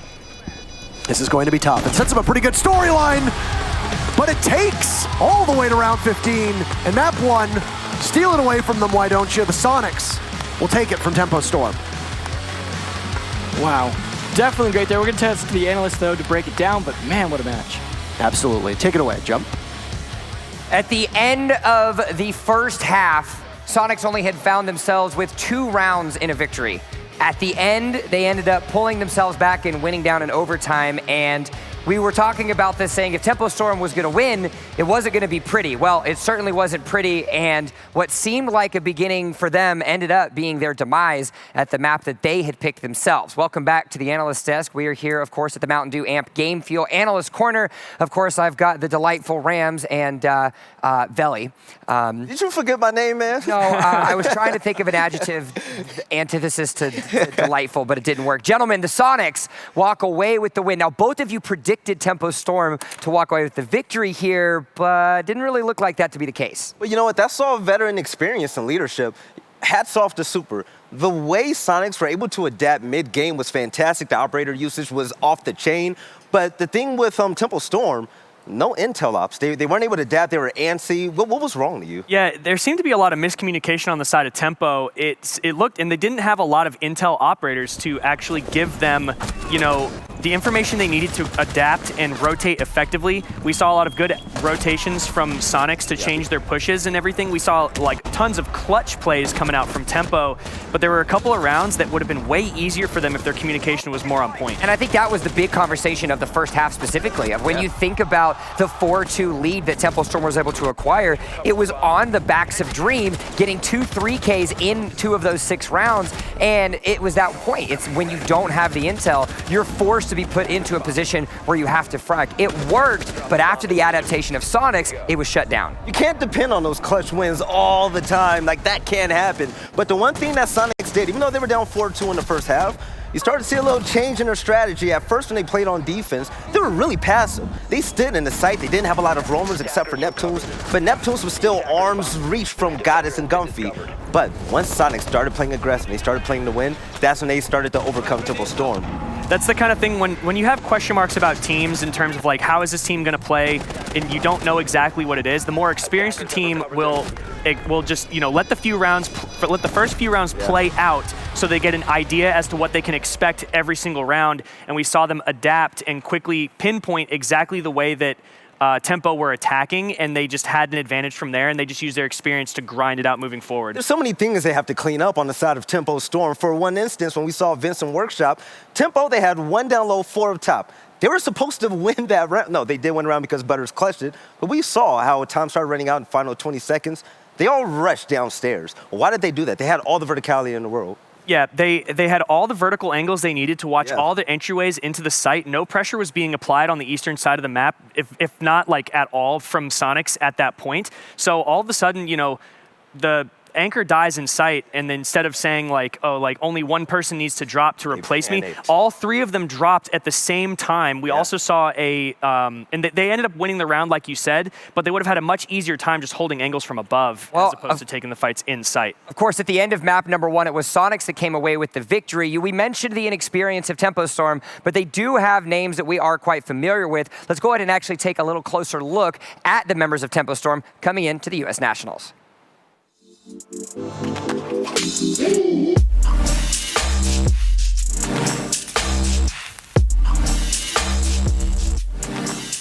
I'm Butters, this is Creators, Filthy, Dream, and Crazy. Just a hungry group of guys that want to win everything and lift trophies.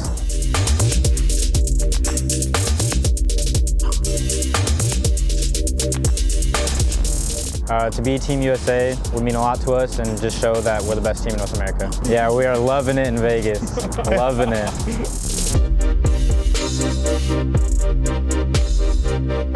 We're just going to play our game, you know, and play it how we should and win up. The most important to us is teamwork and communication. If we have that, and we're winning.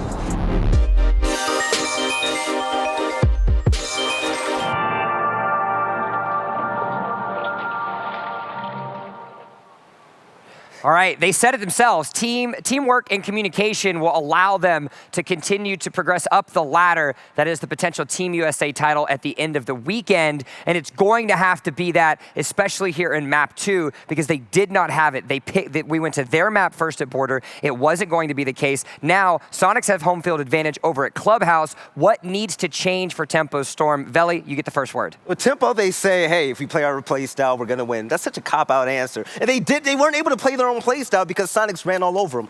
I want to see, especially on Clubhouse, it's such a textbook type of map. We know what to expect.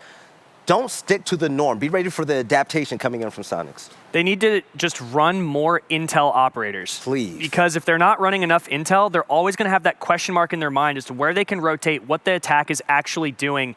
And if they can just establish more intel and clean up the communication, they'll have a much better chance of winning. And we've seen on Clubhouse specifically when it comes to Tempo Storm, they kind of seem to like miss little details that are like pay big dividends in the end for the opposing team. Not being able to find Valkyrie cameras that are placed, and with a team like Soniqs, they're going to be very organized on this map and just, you know, step by step dismantle Tempo. It was pretty scary because every time Tempo won, it was either a clutch or a 1v1. Whenever Soniqs won, you saw like a 3v1 or 4v1 every single time. And that was because they always had Legion, they always had Valkyrie. They were 2 steps ahead of the curve every single time. Tempo, we saw them pick Legion probably in the 7th round. No, it was 11. It wasn't until that's insane. It wasn't until round 11 that Tempo Storm decided to pick themselves up a Legion, and we were watching it as well, 6 swapping off of the Valkyrie onto something like the Castle, like the Mozzie. So intel and information is certainly going to have to be the name of the game, especially now that we find ourselves on Clubhouse. You're right, Clubhouse as well. You got to remember, that's a European map, and which team has the Europeans on them? Soniqs. Exactly. This might be a 2-0 for Soniqs. Gomfi and Sleben are a force to be reckoned with. We saw it on that map, the way that they were playing off of each other, entering together. They looked solid. They looked good. They're going to need to bring that same intensity into map 2. And when it comes to Clubhouse in particular, you know, it's all about just intel gathering and taking step by step into whatever objective you're attacking or defending. Yes. All right. Well, of course, you know, we want to make sure the community is involved at all times in the world of Rainbow Six, so we put it to a community vote. And we said, who do you think is going to win this match? 67% of you said Tempo Storm, 33% Soniqs. Well, at the end of map number 1, Soniqs are certainly proving the community wrong and showcasing that they have the ability to make it to the top. Map number 2 is ready to rock and roll, so we're going to throw it back over to the beautiful voices and faces. They're going to be calling the action, none other than Emzo and Intero. Gentlemen, map number 2, it's all yours. Thank you very much, Jump. Not our faces, just our voices, and thank goodness, because I could look at your face all day, Bill. But not his voice. But not his voice. No. Well, you take some, you give some. You know? Imagine Bill's face with my voice. Unstoppable force meets immovable object. Scary thoughts. Let's get into our second map between these two teams with Soniqs surprising some people, especially the community, with what you just saw was a 67-33% split. Surprising people, taking Tempo Storm's map away from them. Now we go to Clubhouse, which is going to be much more familiar territory for the Soniqs, and of course for Tempo Storm as well. There used to be a day where the lower level teams that didn't have this level of experience over and over and over again would struggle with a large map pool. Not really the case anymore. Most of these teams are scrimming all 7 maps. Yeah. But are they scrimming them with double Heart Breacher ban on Clubhouse? That's a lot of reliance on that Thermite. Kaid, though, being taken off, though, that will help a little bit because, of course, without the Maverick, it can be very difficult to deal with those hatches if Kaid's in play. So makes sense to lose him as well, but this is definitely going to be a very hard breach-centric play. The fact that the Maestro's still available as well, though, definitely going to help try and deny things a little bit. But the Echo being gone means at least a plant should be easier if you can get towards site. Still, this is going to be, I think, tricky on the basement attacks, especially with the hard breacher bans, but also Cash. Really going to have to rely on timing things perfectly, doing things like Zofia tricking the bandit and things like that to be able to open up the wall. Definitely going to be a big deal, but starting on Jim, a very interesting pick here, something we don't see very often. I don't imagine that Soniqs are going to prepare for that unless, of course, that is something they had done in the past.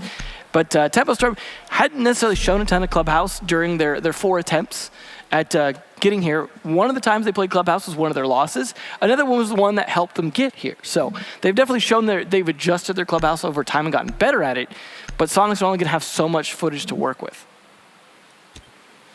It's good to see Tempo Storm in good spirits, even after their first map loss. Obviously, they've been looking like they've been having a lot more fun than what we've seen out of the Soniqs. The Soniqs have been very, very composed, very minimal energy, very minimal enthusiasm, outside of maybe a couple words said in defiance of plays by Tempo Storm from Gomfi.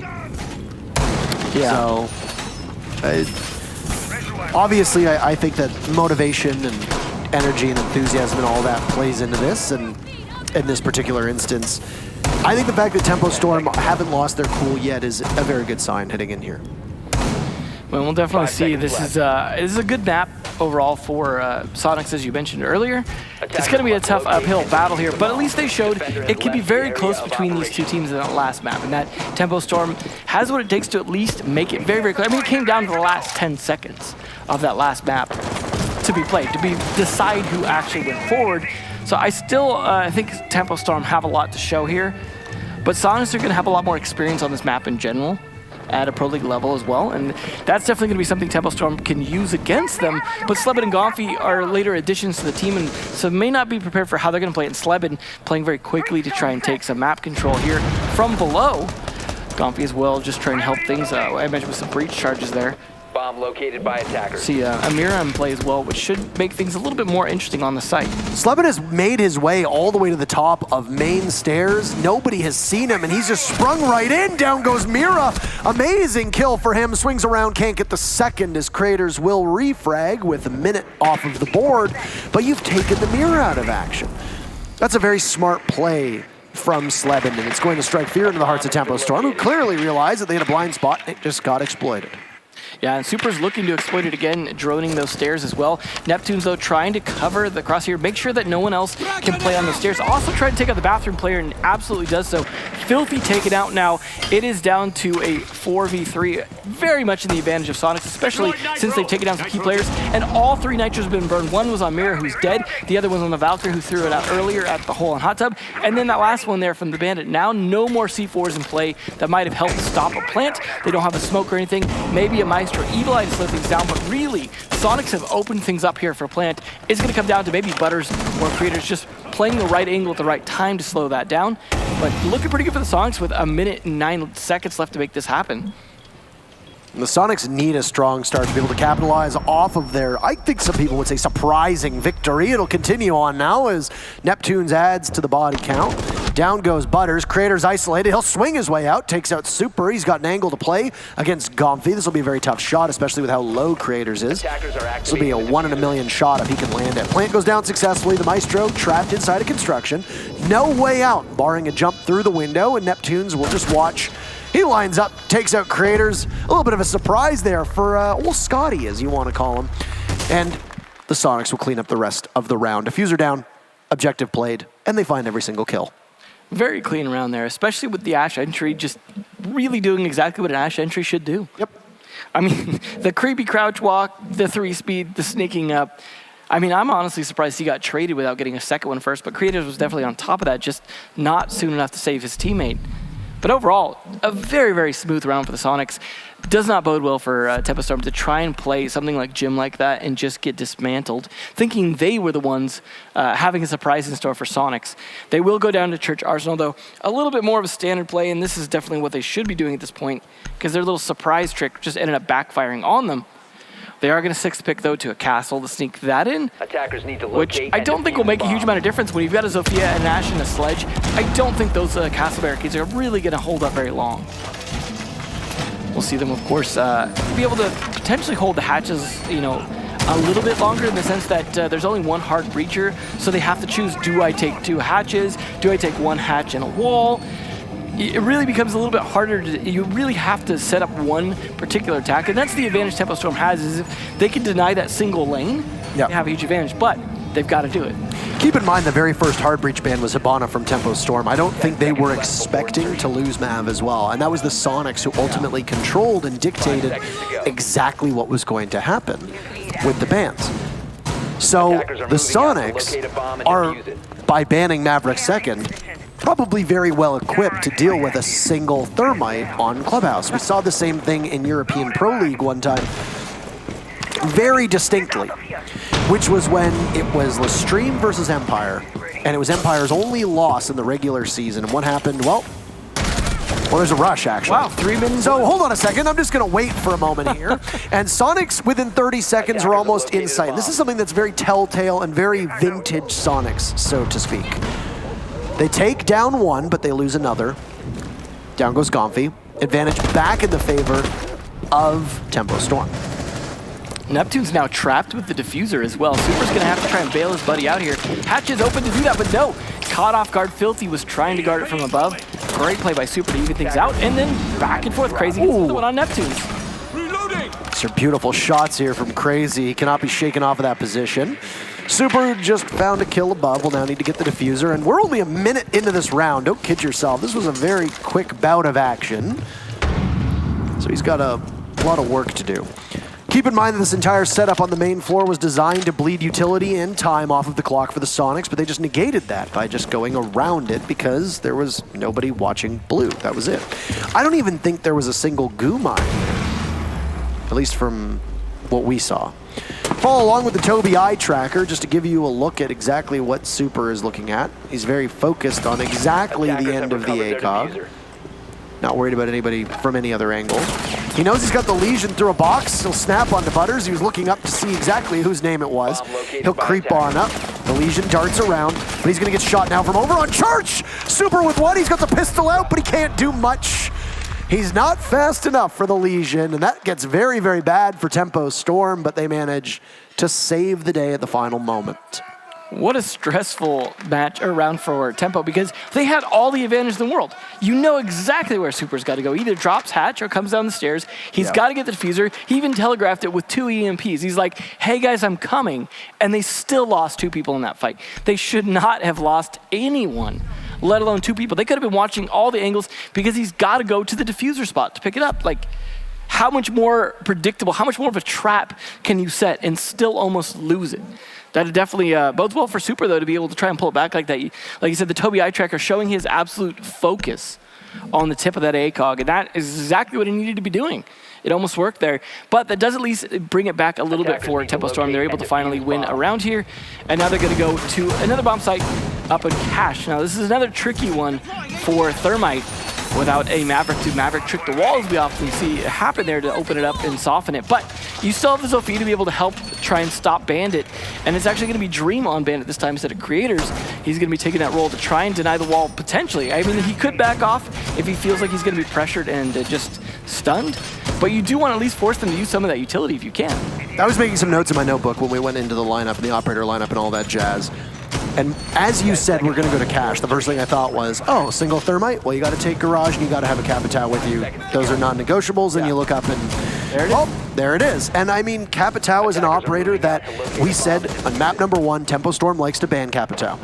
Yeah, don't really have room to do that if they're going to be using their bans on Hibana or Buck in the previous map. Yeah, absolutely. They had specific bans they wanted to do, and that leaves Capitao available. And I'm glad to see Soniqs taking advantage of it, because this is a very strong operator, especially you said on this map for Garage. Being able to take those rafters using the Firebolt is very important. We do see a sneaky Ash, though, trying to go through Dirt Tunnel to try and sneak on up if he can. Also, potentially, it doesn't look like they're actually going for the standard stun Bandit from the drone hole. They're actually going for the old below attack. This was more of an earlier strat on New Clubhouse. They're actually kind of going back a little bit to that. They're going to try and open up the hole from below, try and stun this a little bit. And Dream isn't even playing inside there. He's playing inside Garage at the moment, so he's not going to risk his life. And they're just going to get that open with 2 minutes to spare. Good start for Soniqs. It's been interesting watching Clubhouse because Goddess's team, when she was on Cloud9, back when they had a North American squad, they now, of course, have the APAC team based out of Korea. But back when Clubhouse first started, there was some weird, do you attack Garage? Do you go through construction? Do you take the outside wall? What was it?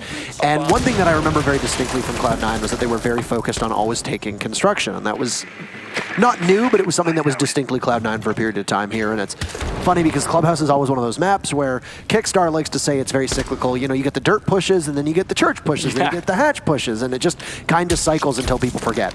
There goes an asphyxiating bolt, and Dream, goodbye. You are done for, and that's an absolute nightmare for him. Trapped inside of the corner, and well, the asphyxiating bolt, as it grows and grows and grows, you only need one person to watch it. There goes another firebolt up top, trying to shake out the player in the corner, and that's very easy control of the Garage. Filthy's the only one from Tempo to do anything. Gomphy shuts down Filthy in that case, though, but Tempo Storm now trailing. Once again, a 4v2 for the Soniqs. A minute to go. Butters is not going to be able to win that fight at such long range, especially against Gomphy. Not with the way Gomphy's been playing today. So Butters is, at least for the time being, going to be held back, distracted by a drone that leaves Crazy on site in essentially a 1v3, and Gomphy getting a little brazen. They've got the drone up there. He's going to peek on up. It's a joint effort from Super, and now all on the shoulders of Crazy. He'll approach the breach hole. He's got one on catwalk, two on catwalk. You know, 1v2, and he's sitting on diffuser as well. I'm not sure if he's aware of this. He knows somebody approaches from red, and he's got the breach hole as well to take care of. EMP goes off in front of him. He'll have to avoid the glare from the sun. A mark goes out, he knows it, but he can't land the shots, and Gomphy, who was just hitting everything that was lining up in front of him, will save the round for the Soniqs. That was nearly a flawless round from the Soniqs, too, up until the point where Crazy just lived up to his name, just jumping out the window and laying down two that absolutely should have been prepared for it. There's very few options for them to come out at that point. Yeah. They just did not expect such a bold play. But really, Tempo Storm just did not have an answer for the checklist that Soniqs were going through. I mean, I know there's already very little you can do against the Capitao. As you mentioned, that's why it's such an important play for that role. But just no answer for the wall getting opened, no answer for the catwalk being taken. Crazy's play was the only thing that was really able to counter anything that was coming out from Soniqs there. Them try and cash again here, they really need a different idea of how they're going to defend this, because there was just not much they could do against the way that Soniqs were playing it, and I don't imagine Soniqs really need to change that much about what they did, just continue to execute on it. I mean, the Soniqs were incredibly good at getting that garage wall open. They were incredibly good at being able to pressure from blue. There was no chance that we saw whatsoever from the two players on Tempo Storm inside a garage. There was no way. There was no way out for them. Wamai is not available and won't be available for at least 3 months. I don't even think we're going to see him for the 6 Invitational, actually. I think we'll see him and Kali afterwards. So might be right after. I think it's going to be Amaru and Goyo that we'll see for the 6 Invitational. So that's going to be new content that's locked behind the competitive integrity wall, whatever they want to call it, the quarantine, competitive quarantine. So there's no counter to that Capitao inside of the garage. Yeah.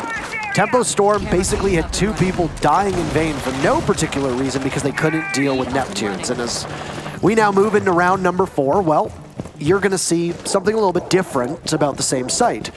The defense from Tempo Storm is going to be on mostly the other side of the map now. So instead of focusing really heavily on Garage, they still got creators in there with the ADS. Tempo Storm are going to try to waste time and also amass some intel over on the Gym Master side. Also, you do have Dream actually playing the wall this time. He wants to hold it. He's got batteries there. He's going to try and stay alive as long as he can with Crazy and Creators to try and help back him up. But they know what's going on there. They've droned. They have the Thatchers to be able to take out the batteries. They're going to take them out. Dream's not going to... Oh, no, he tries to counter the wall, but immediately hit by a Zofia charge as well. They're going to get that wall open. There you go. You heard that. He's low on health now. Tried to fight it, but all he did was buy maybe an extra 5 seconds from what we saw last round. I think it does 50 to 60 damage per shot, given that he's a 3-speed 1 armor on the Bandit, if I remember correctly. And people forget that things like impacts and ash charges and all that, they can do quite a bit of damage, especially impacts if they hit you bang on. So Once again, Garage is going to be sliced open and dissected by the Sonics so effectively. You've got one member of the Sonics down in the basement, roam clearing, just to try and ensure that they have full control. It's going to be Sleben, and he knows that there's somebody playing down here. Getting crept up upon. He's going to have to fall off immediately, but Filthy swings on him and shuts down Sleben. That really shouldn't have been a loss for the Ash at all. The Sonics find themselves down by 1. Filthy gets flushed out of his position, as Creators does as well. Creators' head gets removed immediately by Neptunes, who will continue to walk up the catwalk. Embracing the flames, a minute to go. Sonics with an advantage and Dream low on HP as well does not bode well for Tempo Storm's chances. It's a very common spot to be playing at the top of red, and Neptunes knows it. Is he going to be able to hit his shot? No. But Dream dances around the bullets. His position given away. He's finished off 2, and it's Butters in a 1v4. This map has not gone the way that Tempo Storm had hoped, even though it wasn't their choice. And Butters will find himself at the bottom of the garage door. Too many angles to cover. He's going to get shot down in the back by Super. 3-1 for the Sonics. So far, that Tempo Storm have only really shown one site that they really actually had much to do on it, which was down in the church, which, of course, having succeeded on it, they couldn't play it 2 rounds in a row. Now they can go back there. Of course, they're going to. But only having one good bomb site that they can work with here on this map because of the operator bans, that is not going to bode well at all for them on this map, as this map can definitely swing defender sided depending on the bans, and it's not looking that way so far for them because they've just not been able to counter, especially on cash. There's 2 things they just cannot do anything about: that wall and the catwalk. Because they can't defend either of those and they lose people or at least take damage on both of those, I mean, they're absolutely going to have to exploit the same thing against Sonics. Keep in mind that what aided the Tempo Storm so much on that downstairs victory was that 3 members of the Sonics were in the site within 30 seconds. That's very true. They also rushed right in. They rushed right into it, and they rushed basically into the waiting arms of Tempo Storm, who gunned them all down. Probably won't happen this round. Probably won't happen this round. I agree with you on that one. So where do you go from here? Well, if the Sonics are a bit more methodical, as they have been on both of their cash takes, I worry about the way that the Storm are going to be able to hold this one off. Now, do bear in mind that the defensive bans are Kaid and Echo. Yeah. But the attacker bans are Maverick and Hibana. That at face value should suggest that the defenders are going to do well because there's only one hard breacher that you have to rely upon. And a lot of people would argue that Thermite is the easiest to counter in a lot of these situations.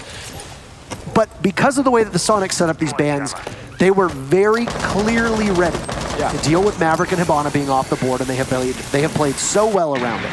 Well, they already used one hard breach upstairs on the cash wall. Interestingly, that really limits their options for downstairs pushes, but they used it to take care of Filthy. Oh my. Still worth it. If they could trade a Thermite breach charge for a kill, that is very important, especially a kill on a Mozzie. That's a C4 off the board as well.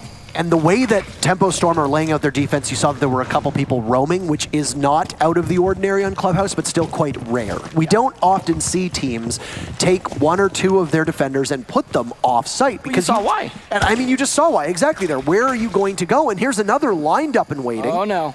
It's going to be Butters on deck. Sleben will drone on in. Butters is right there. He takes out Gomfy, trying to refrag. Oh my goodness, Butters pulls 2 rabbits out of a hat in one go, and Tempo Storm now with the advantage over what should have been a very easy 2 kills for the entry of the Sonics. So now not only have they used 1 breach charge, they also have lost 2 players.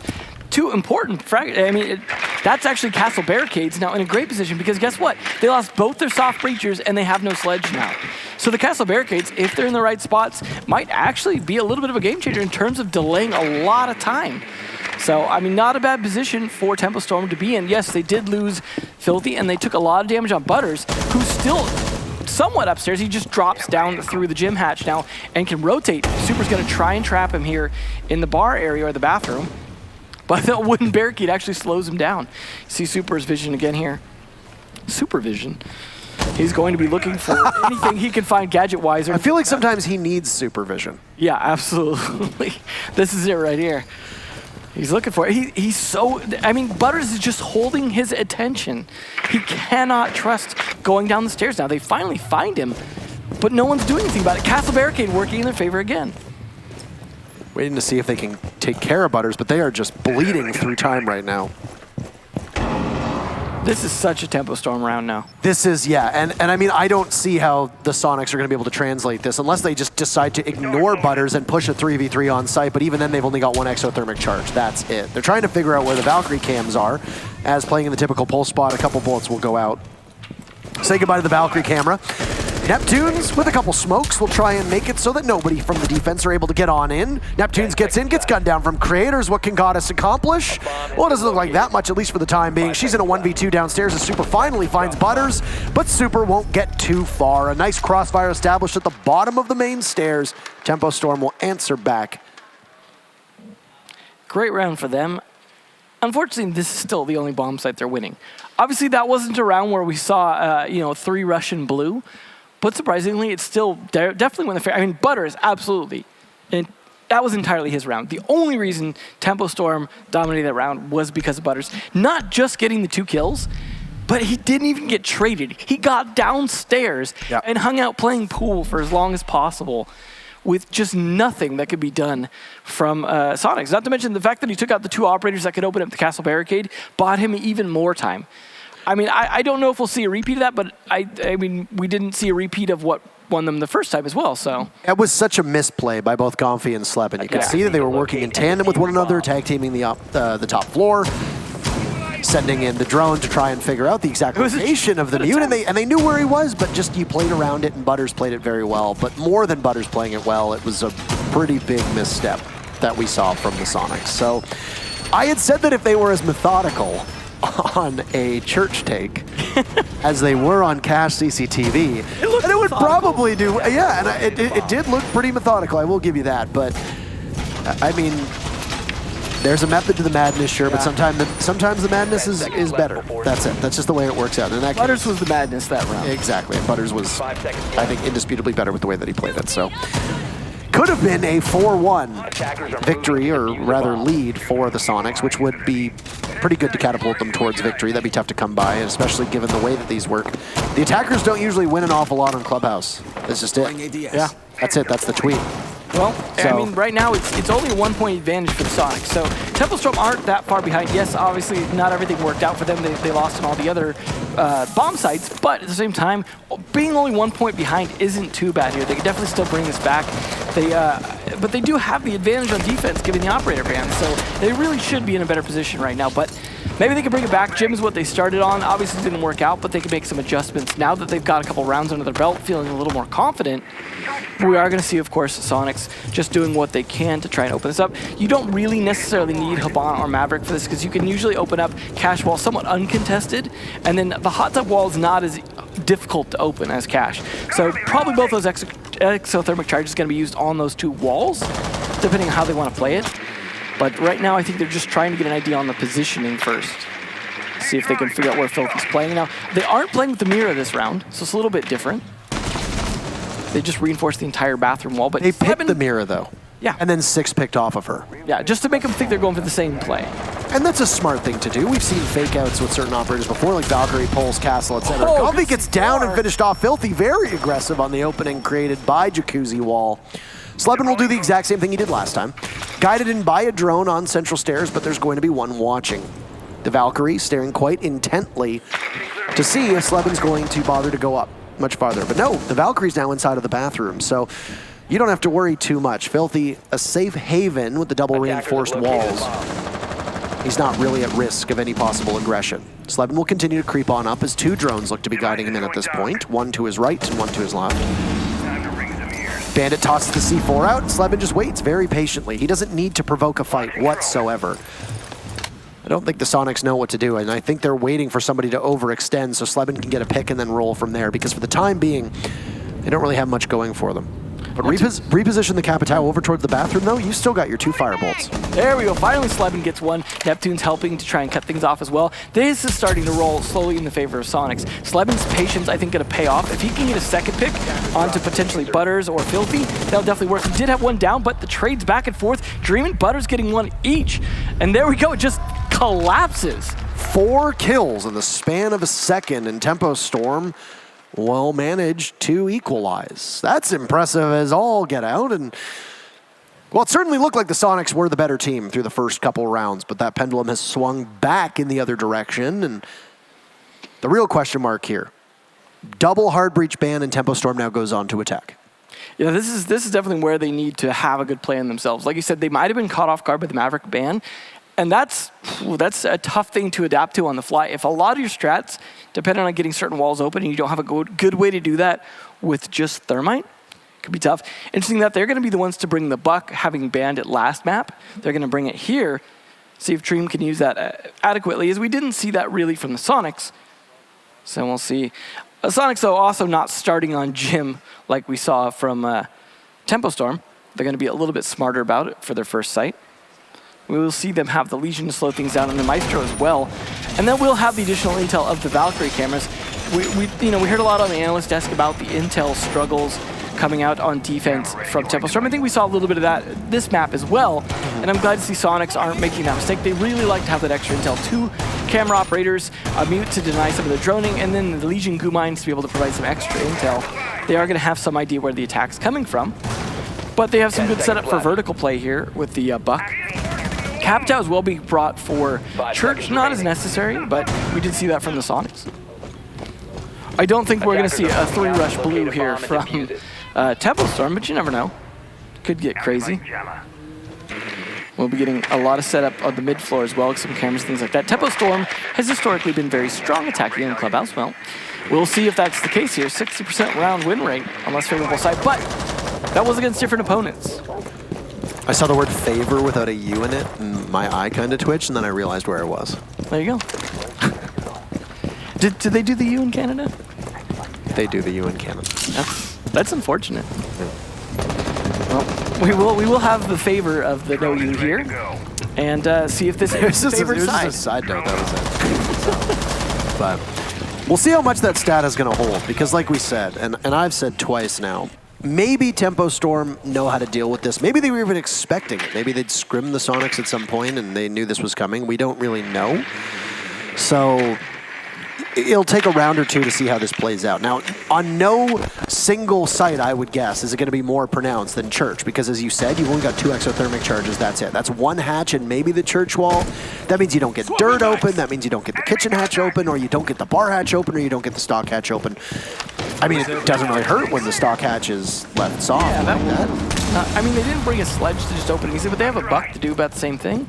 I would not be surprised if Butters had breaches either. There you go. So you got to expect that one person on that team is going to have that as the secondary gadget here. So, but the Sonics are expecting a blue take with the way that they're lined up right now. Not just with the barbed wire, but also the intel. You mentioned that there's a wealth of information on the side of the Sonics from the Valkyrie and from the Legion. And then, of course, don't discount the Maestro. It's just about waiting. There goes some smoke, and there goes some fire, rather, as Gomfy gets pushed out of his position, and both the fire arrows are gone. Filthy still has the ability to shroud anything in smoke twice. There's only a set of smokes on the team, mind you. Sleben is there on the flank, takes out Dream and Creators, both of whom are watching from above. Not ideal circumstances for Tempo Storm. Definitely pushing a bit into the trap here now, giving away their position on blue. That's their one attacker that's actually pushing downstairs right now. Yes, they might have some top floor control, but it gets taken down. Sleben taking out Butters. A lot of pressure on Crazy here. Filthy could maybe support him a little bit, but this is not a good position to be in. A Diffuser not even in pocket right now. No. Taking out the head of Goddess, though, as she peeks a little bit too prematurely from the back of Armory. Sleben's there for his 4th. There he goes. He's only got 1 left. It's going to be coming from blue. Can you get them all? No! Ace denied by Crazy. You have to shrug your shoulders at that one, but it doesn't matter if he gets the ace or not. He took away about 60 HP off of Crazy. He'll have to suicide drop right on in. No utility, nothing. And no health left either. Golf claps in the audience as the Sonics regain the lead. Definitely looking good there. That was a very solid defense coming out from Sonics, but this is going to be rough just because, you know, it is hard defense of the top floors. We saw how thoroughly Sonics were able to dismantle the cash defense from Tempo Storm as well as some of the gym defense. So, will Tempo Storm have learned from that? Will they be playing the same way? They, of course, bringing the Capitao as well. They're not going to 6th pick onto it. They're just going to go, you know we're bringing the Capitao. You brought it. We're bringing it. No use hiding it. They are going to bring the Buck, though, a little bit different. They have 2 ways now to hit from below to be able to deny Bandit his job, which is going to be Sleben playing on that. So, maybe it'll work, maybe it won't. That is also a trap you play into. If you need to take Lounge from below to make that attack happen, you also expose yourself to players in Lounge, so they may have someone covering for that. Looks like we have a timeout at the moment as well. Looks like a technical timeout at the moment, so no one has called for their timeout yet on this map. It still gives teams the opportunity to discuss amongst themselves, removed from the fray of action. So this is good for both teams. I don't think this is the sort of thing that will break up the momentum. It's just simply somebody getting things adjusted. But I mean, the Sonics do have something to talk about. They certainly look like the well-oiled machine through the first half of this map. The second half, well, we've only played one round, so we can't really extrapolate much from that, mind you. But certainly the Sonics looking more comfortable with the way that the bands worked. Sleben dominated that last round, but largely did so on the roll. It wasn't even necessarily Sleben. It was the flank roll that there was nobody on Tempo Storm doing flank watch. You can replace Sleben with just about anybody else. That's Sleben also taking advantage of, again, like he was on Ash, taking advantage of holes that Tempo Storm are leaving, just oversights they're making, and that's costing them. So, because there's a technical break, we got to see the Tempo Storm video on the desk. Why don't we give you a look at the Sonics video now, too?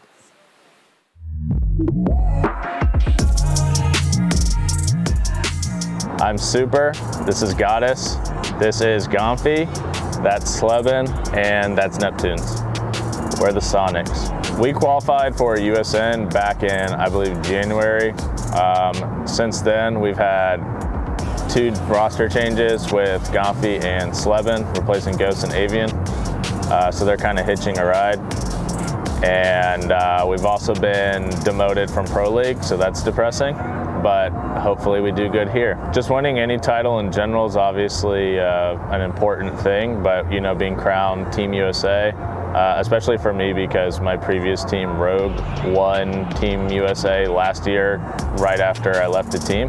So if we were able to win, that'd be pretty special to me. And considering we have 2 European immigrants on our team, I think it'd be pretty ironic as well, so I'm all for that. Well, we've only been in Vegas for 1 day. Yesterday we went and got pizza, so I enjoyed that. I don't really think you can have too bad of a time in Vegas as long as you control yourself. To me, the most important aspect of the game to be successful is easily communication. Our special tactic is that we have no idea what we're doing.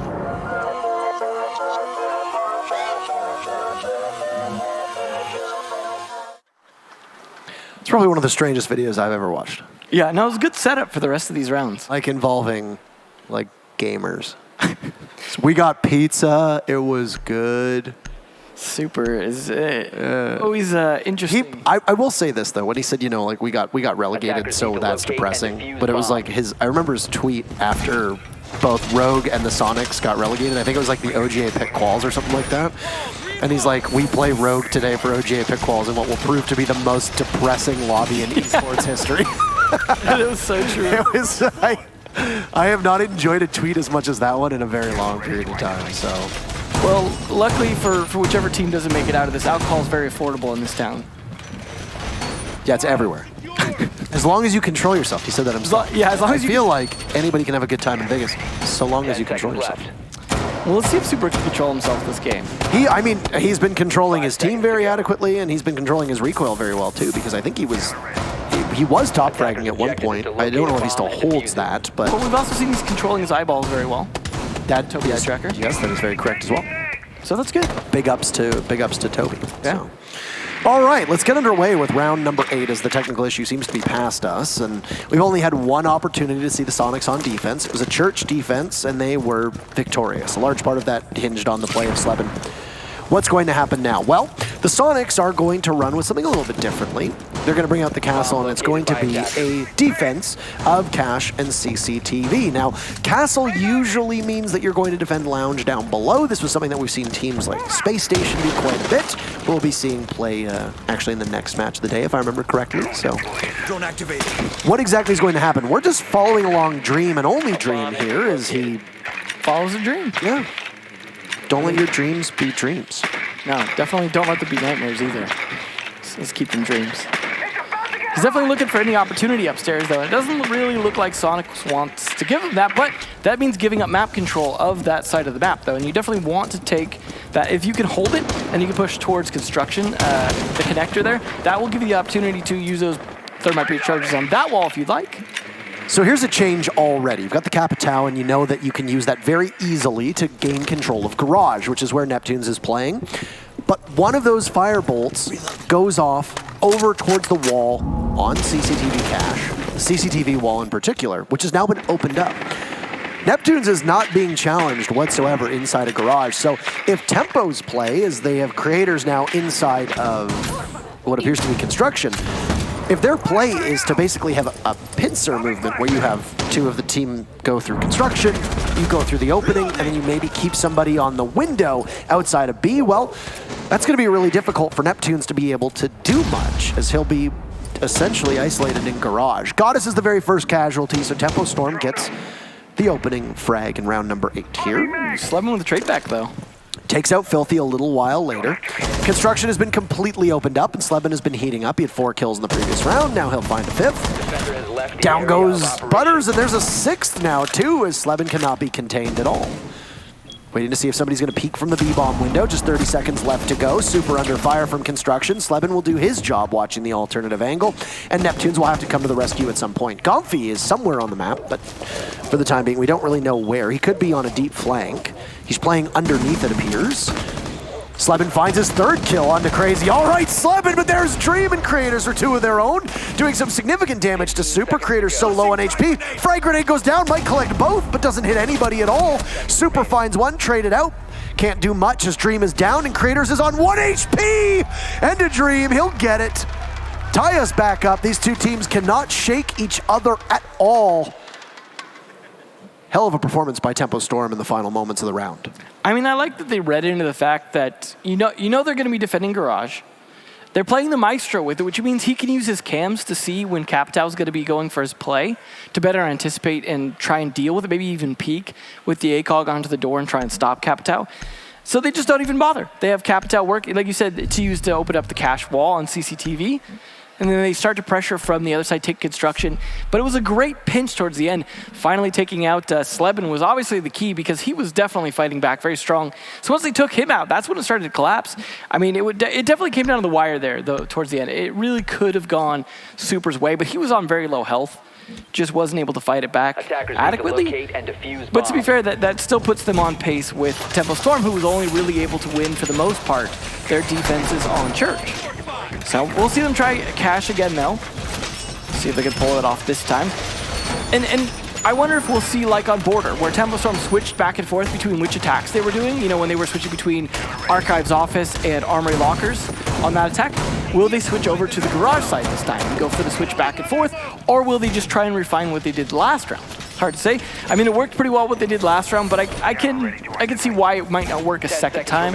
So I would think they might go for a Garage push this time, but at least they left Neptunes with not much to do, as you said, for a while last round. Well, Neptunes was totally ineffective that entire round. Yeah. Outside of his Maestro cams, Tempo Storm played that way perfectly. They just kept him inside, tucked away in Garage. He didn't really have much to do. He couldn't do much, and he couldn't get out safely because where the rotate usually is from Garage lines up perfectly with Construction. Yeah. And they had the wall open on CCTV, so it's a good setup. We'll see how they go this round, but they do look like they're setting up more to go for possibly a Garage push. They are definitely going to open up the wall. Do have Neptunes still setting up, actually. Looks like he's got his bailiff out doing some, I imagine, some holes as needed, maybe rotate holes. It was a castle barricade from Butters, and that's onto the B wall, or the B window rather, outside. So Slevin needs to be very wary of somebody playing over there. Looks like Crazy's going to establish a drone in that particular area while Butters is down below doing drone work on his own. Same setup from Tempo to open up that wall. Firebolt goes in, exothermic charge goes off, Slevin has to peel off, and there goes the wall quite successfully. Now, it's still quite a bit of utility that's used because there was an EMP, a firebolt, as well as a Zofia explosive on that lifeline on the window earlier on the castle barricade. So quite a lot going in just to get that wall open. I think some could say maybe too much, but Tempo Storm made it work just purely on fragging in that previous round. I mean, that wall is crucial to open, though. Let's be honest. Like, all the utility in the world, as long as you don't die opening it, can still be worth it, as long as you can follow that up.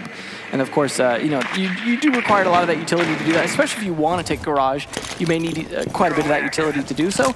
Grenade doesn't really work out super well for Dream there. Almost takes a fair amount of damage from it. Uses the second one as well. Is it trying to get an Evil Eye, it appears. Goddess will spring forth, and this is what's often referred to as the caged animal strat. That's beautiful play from her onto the impact, and now you don't have to worry about construction at all. Construction was so pivotal for Tempo Storm in the previous round. Nothing is going to happen there at all. Sleben under fire inside of Cash. He knows that they're going to be coming in through construction, but it's a narrow doorway that they're going to have to fight through. Still might have one firebolt left with 50 seconds left on the clock for them to work through. Goddess coming back, creates a rotate on red as Sleben will dance around the bomb chassis. Under fire for the time being, as there will be 2 members of Tempo Storm stacked up. Might also see some action inside of Garage as Neptunes has taken quite a bit of a beating as well. Just waiting for the time being. Sleben biding as much time as humanly possible. He'll pop up as the smoke will go off. Neptunes looks the wrong way, gets gunned down from the door. 3 for Tempo Storm, make that 4 as they're just right in. And now it's on Gumpy, but he can't do much, and Tempo Storm will take the lead here on Clubhouse. They just bulldoze into Cash CCTV over and over again, 2 rounds, and that's 5 rounds in total for Tempo Storm to 4 for the Sonics. What a collapse. Again, going for the same push. They actually denied it decently well from below with the impacts, but that didn't seem to matter. Just when Tempo gets set up for that collapse, there's not a lot of positions for Sonics to play at that point. They really just have to fight back and hope the cornered animal strat works at that point. Absolutely did not work that round. And Tempo Storm actually taking the lead now. Just 2 rounds in a row. Looking really good those last 2 rounds. Cash just is no one's game. And I mean, it's surprising. Again, the Maverick ban should have affected Cash the most. That should be the most defendable site right now due to the operator bans, yet just because of the way it's being played, because of the cap tower, because of the way these attacks are going down, somehow just defense cannot seem to cope with it. I mean, we'll see how it goes this round here. They're gonna go back to church, but it's looking decent for Tempo Storm to bring this back here. Maybe some of that technical break helped them as well, because they got to see Sonic's video and somehow that hyped them up to beat the Sonics. I don't know. Either way, we'll see how Church goes this time. Cash is definitely not the play for either team. So far, no team has won a Cash defense, if I'm looking correctly here. Yeah, you're right. So that's Church, Jim, Church. So Jim is so far statistically this match been better than Cash. Yeah, which is interesting. A Church with 3 of the 4 defensive victories in this particular matchup. That's what you want to. That's what you want to see, I guess. You definitely wish you could play it 2 times in a row. Church is always a good place, especially if you're a praying man. Absolutely. And at this point, Sonics are praying for the comeback before they get to overtime, so they could just take the 2-map sweep and not have to play a 3rd map, of course. We're just trying to build anticipation for the event today by going as long as humanly possible here between these 2 teams. Absolutely. We want to make sure that you start off strong. Also give time for late viewers to join and still catch the first match. Of course. It's good viewing hours. Absolutely, yeah. I mean, it depends on what time zone you're in. Well, you know, that's... I'm a West Coaster, so this is beautiful for me. Does that say that you have a bias towards these teams? It's the Eastern Conference. That's true. This is the Eastern Conference, so... Just shed that bias. Shed that West Coast bias. You know, I'm cheering for whoever's the most West Coast of these 2 teams, right? There you go. All right, well, 1 exothermic charge is going to be burned on the main hatch inside of the bar. And where's the other one going to go? Keep in mind, like we've said time and time again, you only got 1. Yeah. So where's the other one going to go? Probably the church wall would be my guess. I would think, depending on how they want to attack this. I mean, Butters is already pressuring towards the church wall. So it's entirely possible? They could put it on kitchen hatch and then just barrel through Moto using the Capital as best as they can. And wow. I mean, this is going to be really tough. Dream guns down Sleben. He's doing excellent work upstairs in kitchen. I doubt you're going to see an exothermic charge go onto that kitchen hatch now that it's been opened up as extensively as it has, because it's very ripe for an impact grenade to just simply blow the exothermic charge off of the hatch. So they've already shown they're willing to impact to deny as well from last round. Yeah. Fire's going to burn right next to Gomfi. He doesn't take any damage from it. Neptune's gunned down from Dream. This Buck is just eating this round alive, at least for the time being. Super, knowing that there's somebody inside of Moto, he'll watch. Gomfi with one, pulls out the Deagle. Goodbye, good night. Crazy refrags, and an advantage once again for Tempo Storm. Another, and it will continue to grow. Tempo Storm's last 3 rounds can be characterized by killing everything within the span of 10 seconds, and they'll find themselves on match point. Well, now they've broken the trend of winning church. First they broke a monitor, now they break the trend. So much left to break, though. So many things. So far, though, match point. This definitely could go to all 3 maps. I mean, I imagine Soniqs here really trying to rethink what they're doing. And Jim Bedroom, I don't know if that's the play. I think you were better off going Church again. Yes, Jim has been won once, but Church has been, as you said, won a lot more times than Jim. I mean, I understand you want to change something up, but every time, you know what's been the pattern for Tempo Storm? Open up a little bit of window and just storm in every single time. Just collapse on the defense. And that's been working for them, despite the fact that you saw Gomfi, for example, get a 2K in blue. That could not slow them down once they collapsed. It seems like whoever's the IGL, whenever he makes the call for the push, he's doing it at just the right time, and everyone knows their job at that point. And it's working. Looks like we get another timeout. It's Soniqs, appropriately timed. I think this is the right time for that timeout. This is a proper timeout. This isn't a technical timeout. This is a tactical timeout. Yeah. Soniqs need to take it. They took it when they were on the ropes earlier in map number 1. It worked in their favor. They now take it here when they're once again on the ropes. There's still 2 more rounds left in regulation. Yep, could go either way. We certainly saw the overtime all the way down to the 15th round first map. Entirely plausible it goes that way. Again, the operator bans favor the defense, yet we're seeing many, many attack rounds. So it's been very, very backwards from what we're used to seeing in terms of the way this is being played out, especially with Thermite being in such a tough spot. Just, I don't know, they're managing to win. It's a lot of frags, really, winning out. It's a lot of trades. It's a lot of pushes being successful. And maybe some of that's just down to there's only so many defensive positions on this map, and they're very well known. You know the angles, you know how to make them play. It's just down to who wins that gunfight or who catches people off guard. A good example of that is Neptune's on that Maestro up at the catwalk, looks away at just the wrong time. It's moments like that that Tempo Storm are catching. Wow, 12 and 12 up there between Slebit and Crazy. Slebit in particular has woken up the latter half of this matchup, the 4K, and then he got the 2-piece right after that. And, well, I mean, you're going to need him to continue to put those numbers up. The rest of the team's going to have to come alive as well because you're staring down match point. So at least you have the buffer of knowing you won map 1. Right, so you obviously don't want to lose on your map, but hey, they beat Tempo Storm on their map, so it's back and forth. It's not a big deal. I think Coastline is a map that Soniqs can play well. I don't think they're in that tough of a spot. It's almost to the point sometimes where you could save energy, even if it's really looking like you can't win it. Something where you'd be like, let's just take it next map. Yeah. The other thing that I was going to note on is that I think Neptune's has been very, very quiet. I didn't see every single statistic, but it certainly looked like Neptune's has not been the most, I guess you could say, pronounced member on this team. It was very map 1, though. Oh, yeah, absolutely. I meant here on Clubhouse. And I mean, you need a team effort. Map 1 on Border, both teams had everybody banging on all cylinders. Yeah. Now they're getting a little tired. That's what happens when first map goes all 15. Yeah, I could imagine fatigue starting to set in, right? That was a fast wall opening. That was. Of course, that's not the site. But yeah, I was going to say, so it's Jim. You've also got garage control for Tempo Storm, so they've got most of the southeast side of the map. Butter's getting pushed on and swung on by what appeared to be Slebin at the top of red stairs. Out goes a frag grenade, but there's no intel from Tempo. They're all stacked up out on the balcony. That's a C4's, I guess you could say. I don't even know if I'm allowed to say that phrase, but anyway. Wall gets opened up now inside of Cache 2, so that's all of your hard breach. All of it. You've used everything. You're just going to have to go on in, and I think that's the play from Tempo here as Slebin takes out Creators. Butters is still very low on HP now as well. You're not going to be able to open up Jacuzzi. You can't really do much over on Logistics if it's reinforced. You're just going to have to go for broke. That's it. Yeah, Butters at such low health here makes fragging out a lot harder to pull off. I mean, there's no way to heal him on attack. This is definitely a tough spot to be in. Everyone on Soniqs full health. And Slebin has already shown he's continuing to fire on all cylinders this round. So he really needs to be your first pick, and he's not in a spot where they're going to get him easily. They're also getting spotted on pretty much all their approaches here. It's really going to have to be someone catching someone off guard. Gomphy, though, catching Butters off guard, finishing off low off player, and then just following it up onto Crazy. This is Tempo Storm losing all their momentum, but Dream trying to bring it back. It's a suicide drop yet again, as we saw one earlier. Filthy's not going to be able to do too much. Misses most of his shots. You can see the look on his face. Obviously not very happy about it. Pistol's out, doing some damage, but not enough. He can get jumped out on through any of these windows, and that's exactly what's going to happen.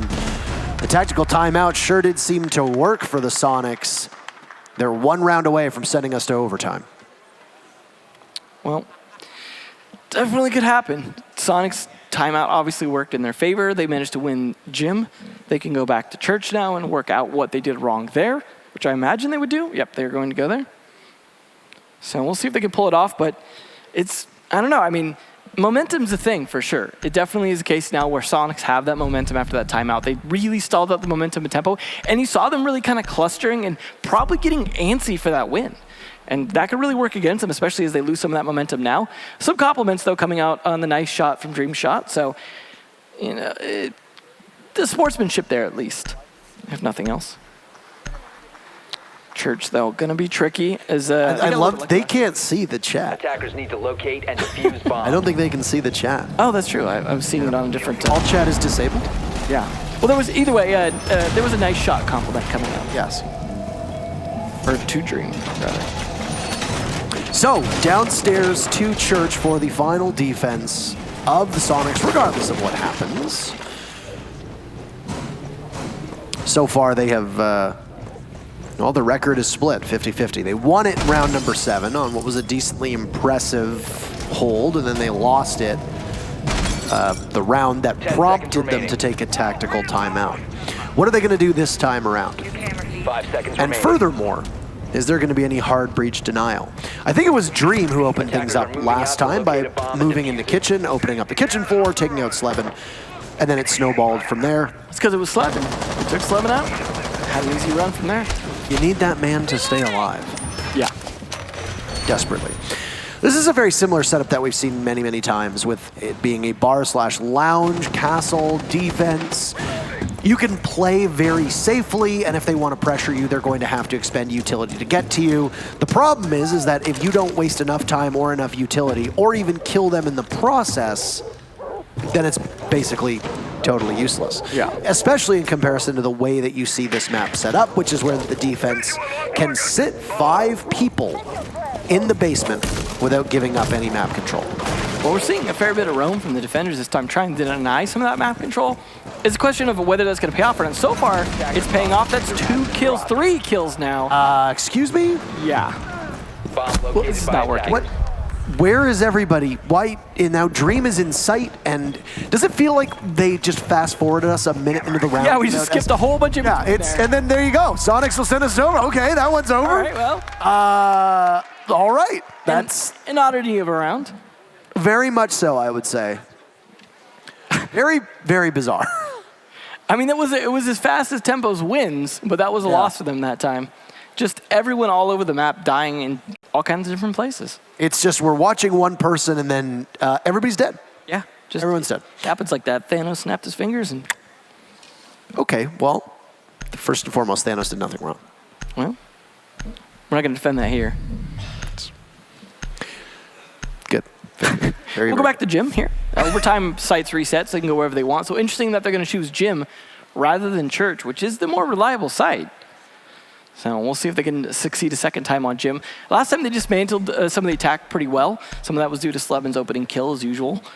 So we'll see if they can pull it off a second time. They're going to bring the mirror this time, something that we saw come out in the initial round from Tempo Storm, but we didn't see much after that. A 6th pick on the Mira. Yeah, it's just, we'll see what Super's going to do with that, but hey, it's additional C4. They obviously have additional, 2 other as well with Neptune's on the mute and Gomphy on the Valkyrie, so plenty of C4 to work with. We did see some success in C4 in terms of throwing it out towards the hot tub once that gets opened. That is a good strategy because they're going to be sitting there for the most part. If you hit it at the right spot, there's not much they can do about it. I mean, I suppose they could set a breach charge then climb onto the roof first. You just don't see that happen very often. 10 seconds left before insertion.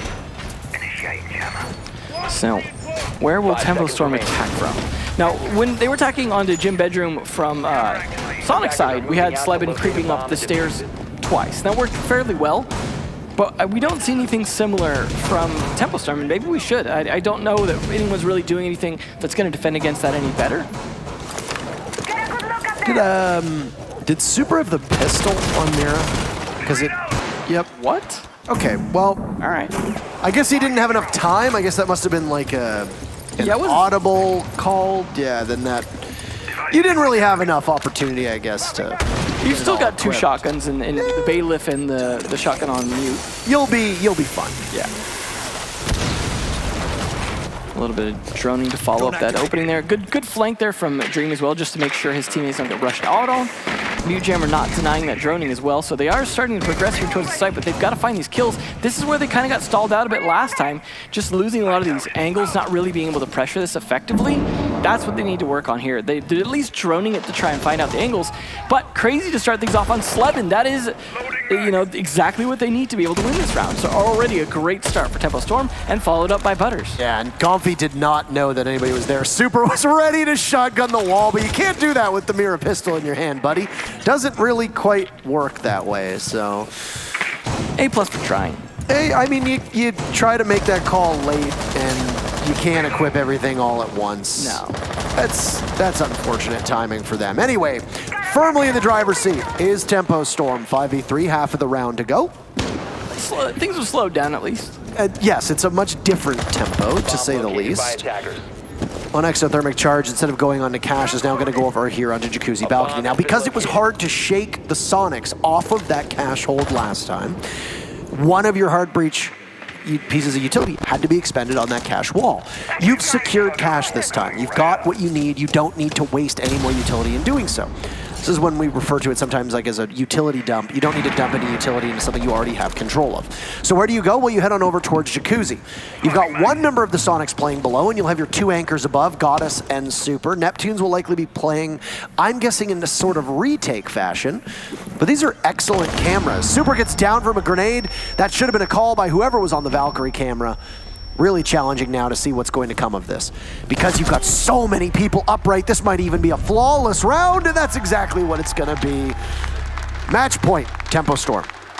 That looked really good from them. I mean, that was a site they struggled on quite a bit last time when we saw why, but again, the opening kill on Slebin. They are relying a lot on that man to win these rounds. Obviously, that's not a conscious decision. They're not like, well, Slebin's dead, let's give up this round. But it has definitely been the way things have been trending. And we see the same thing from Crazy, for example.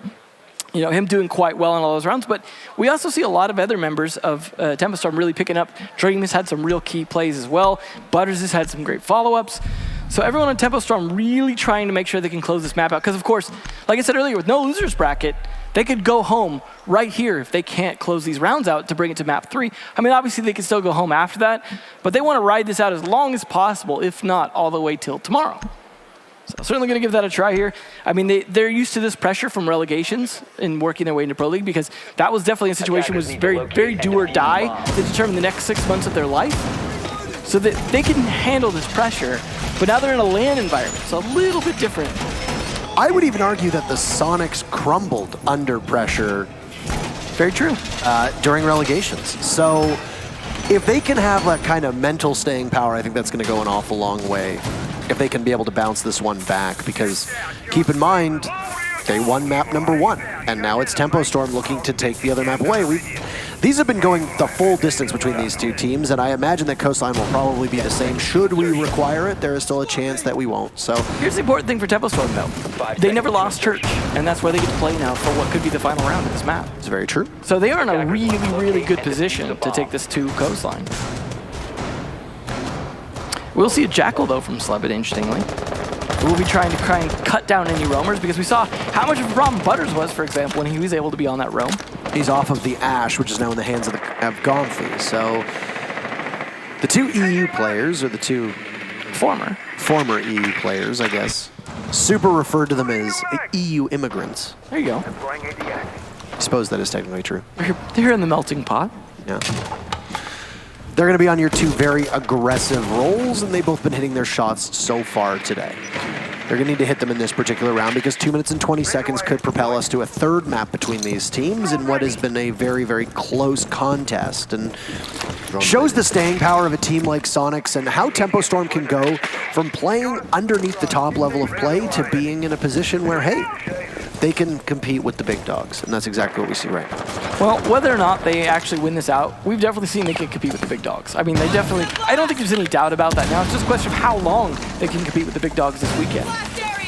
They are starting to open up. Interesting, they don't have a buck. They're just going to use 2 remote breach charges to open up the floor. That is a bit of a utility waste in some ways, but hey, they brought what they brought. I mean, you do have Jackal with the ITA, I imagine, as well, so that does seem like a little bit of a misplay in terms of utility.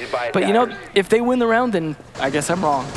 Yeah, I'm seeing some very interesting things here. ADS was not burned at the bottom of blue. The Zofia is running a Claymore, not breaching. You don't really need a Claymore when you're playing on Church, outside of maybe one inside a garage, onto the ladder over Oil Pit.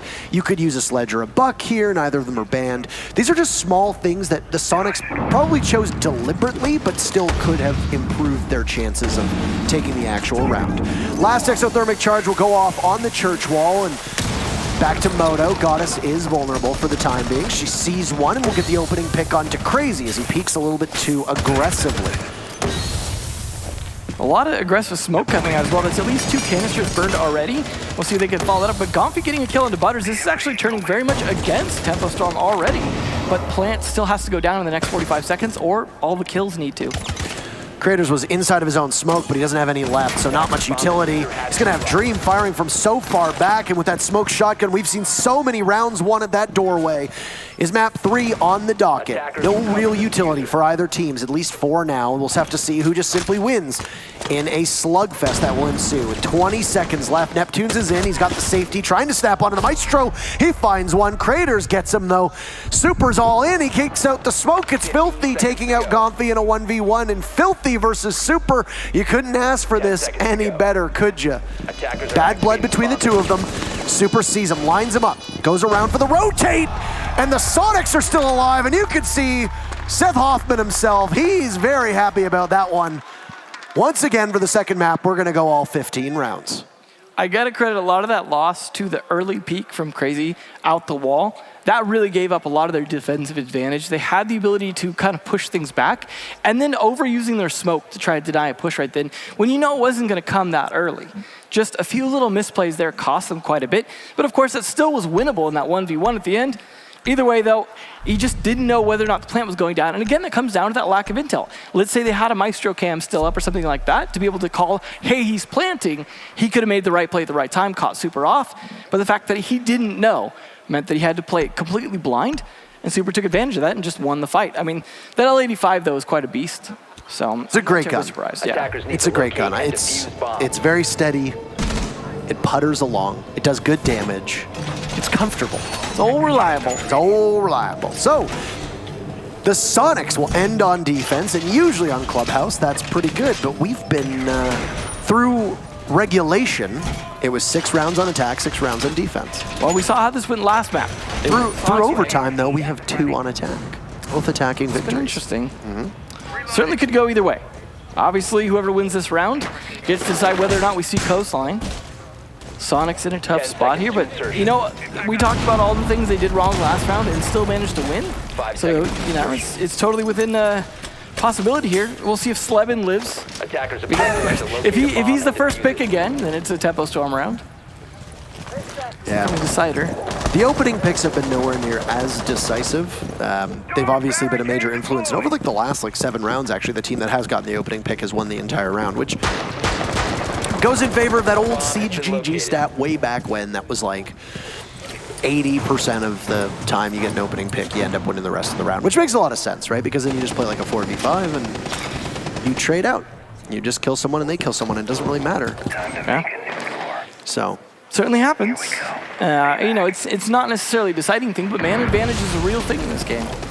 Here goes one exothermic charge. Only one piece of the hard breach left. They've got the Legion under heavy watch, and Filthy could possibly jump in and deflate the hopes of the Soniqs, but for the time, no. And he finally spots the drone, I think, as well. So now he knows he's been spotted out. They know where Gumine is, but we're seeing the very first dirt poke. Okay. I wouldn't even call this a dirt push. This is a dirt assault. They're all just running right in, but I think they flashed each other. That will give away a sound cue. They're all stacked up, all by the elbow, and now Soniqs have trained their sights onto the dirt tunnel, and it's called an escape hatch, and they're all just going to escape, and you can see they're laughing about it. They all went in, and then they all went out as well. So the Soniqs have been distracted, at least for the time being, and What a play. I'm not sure what that was. I don't. Okay. Mind games for sure. I mean, they've got to make it happen, though. They've got to open this hatch and just, they've got to go full blue. They're so low on time at this point.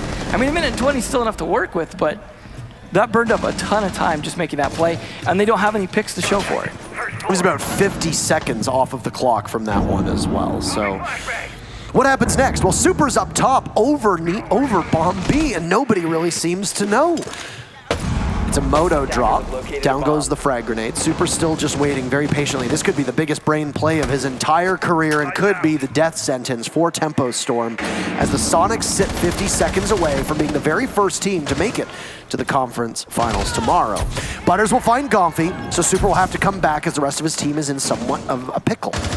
Goddess playing the great spot, as often referred to as pull spot. Super gets one, that's Diffuser down as well, so Tempo will have to recover it, and now dedicate somebody to flank watch. This is a challenge, but out comes Sleben. He gets one, Super credited with the kill, a third for Super, and he knows that this is all but over, unless Filthy and Crazy can say something about it.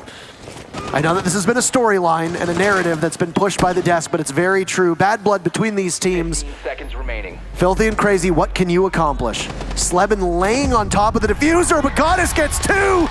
The Soniqs will win, they'll take it 2-0 over Tempo Storm. That's it, that's all.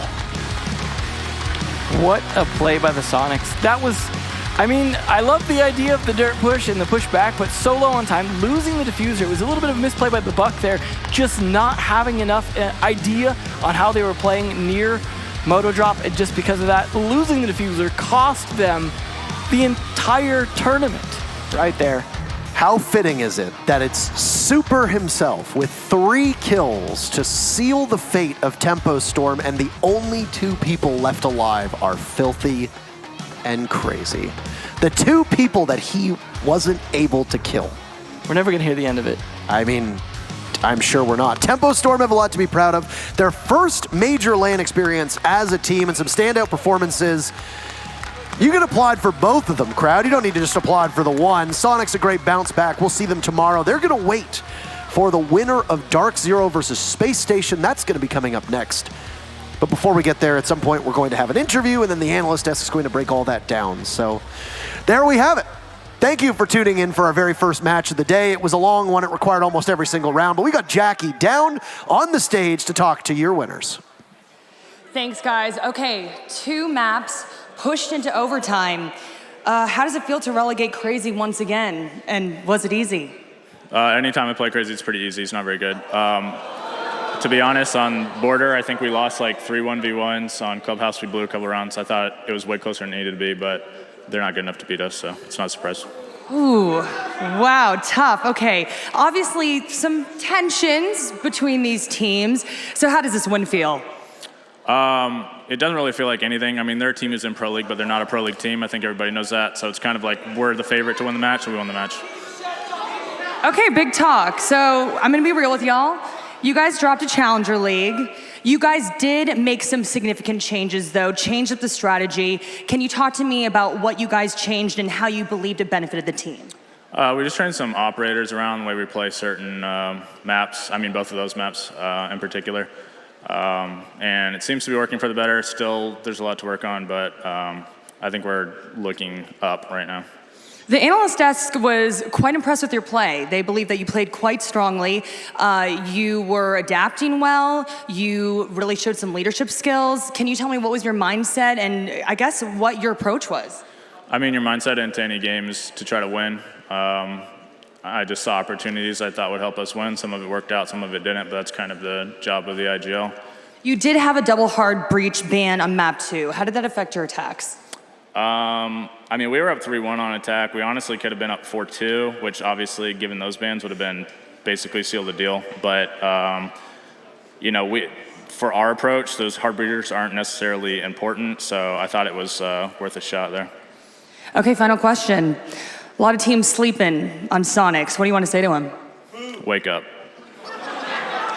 All right, thank you so much. Great game. Gonna send it back to you guys.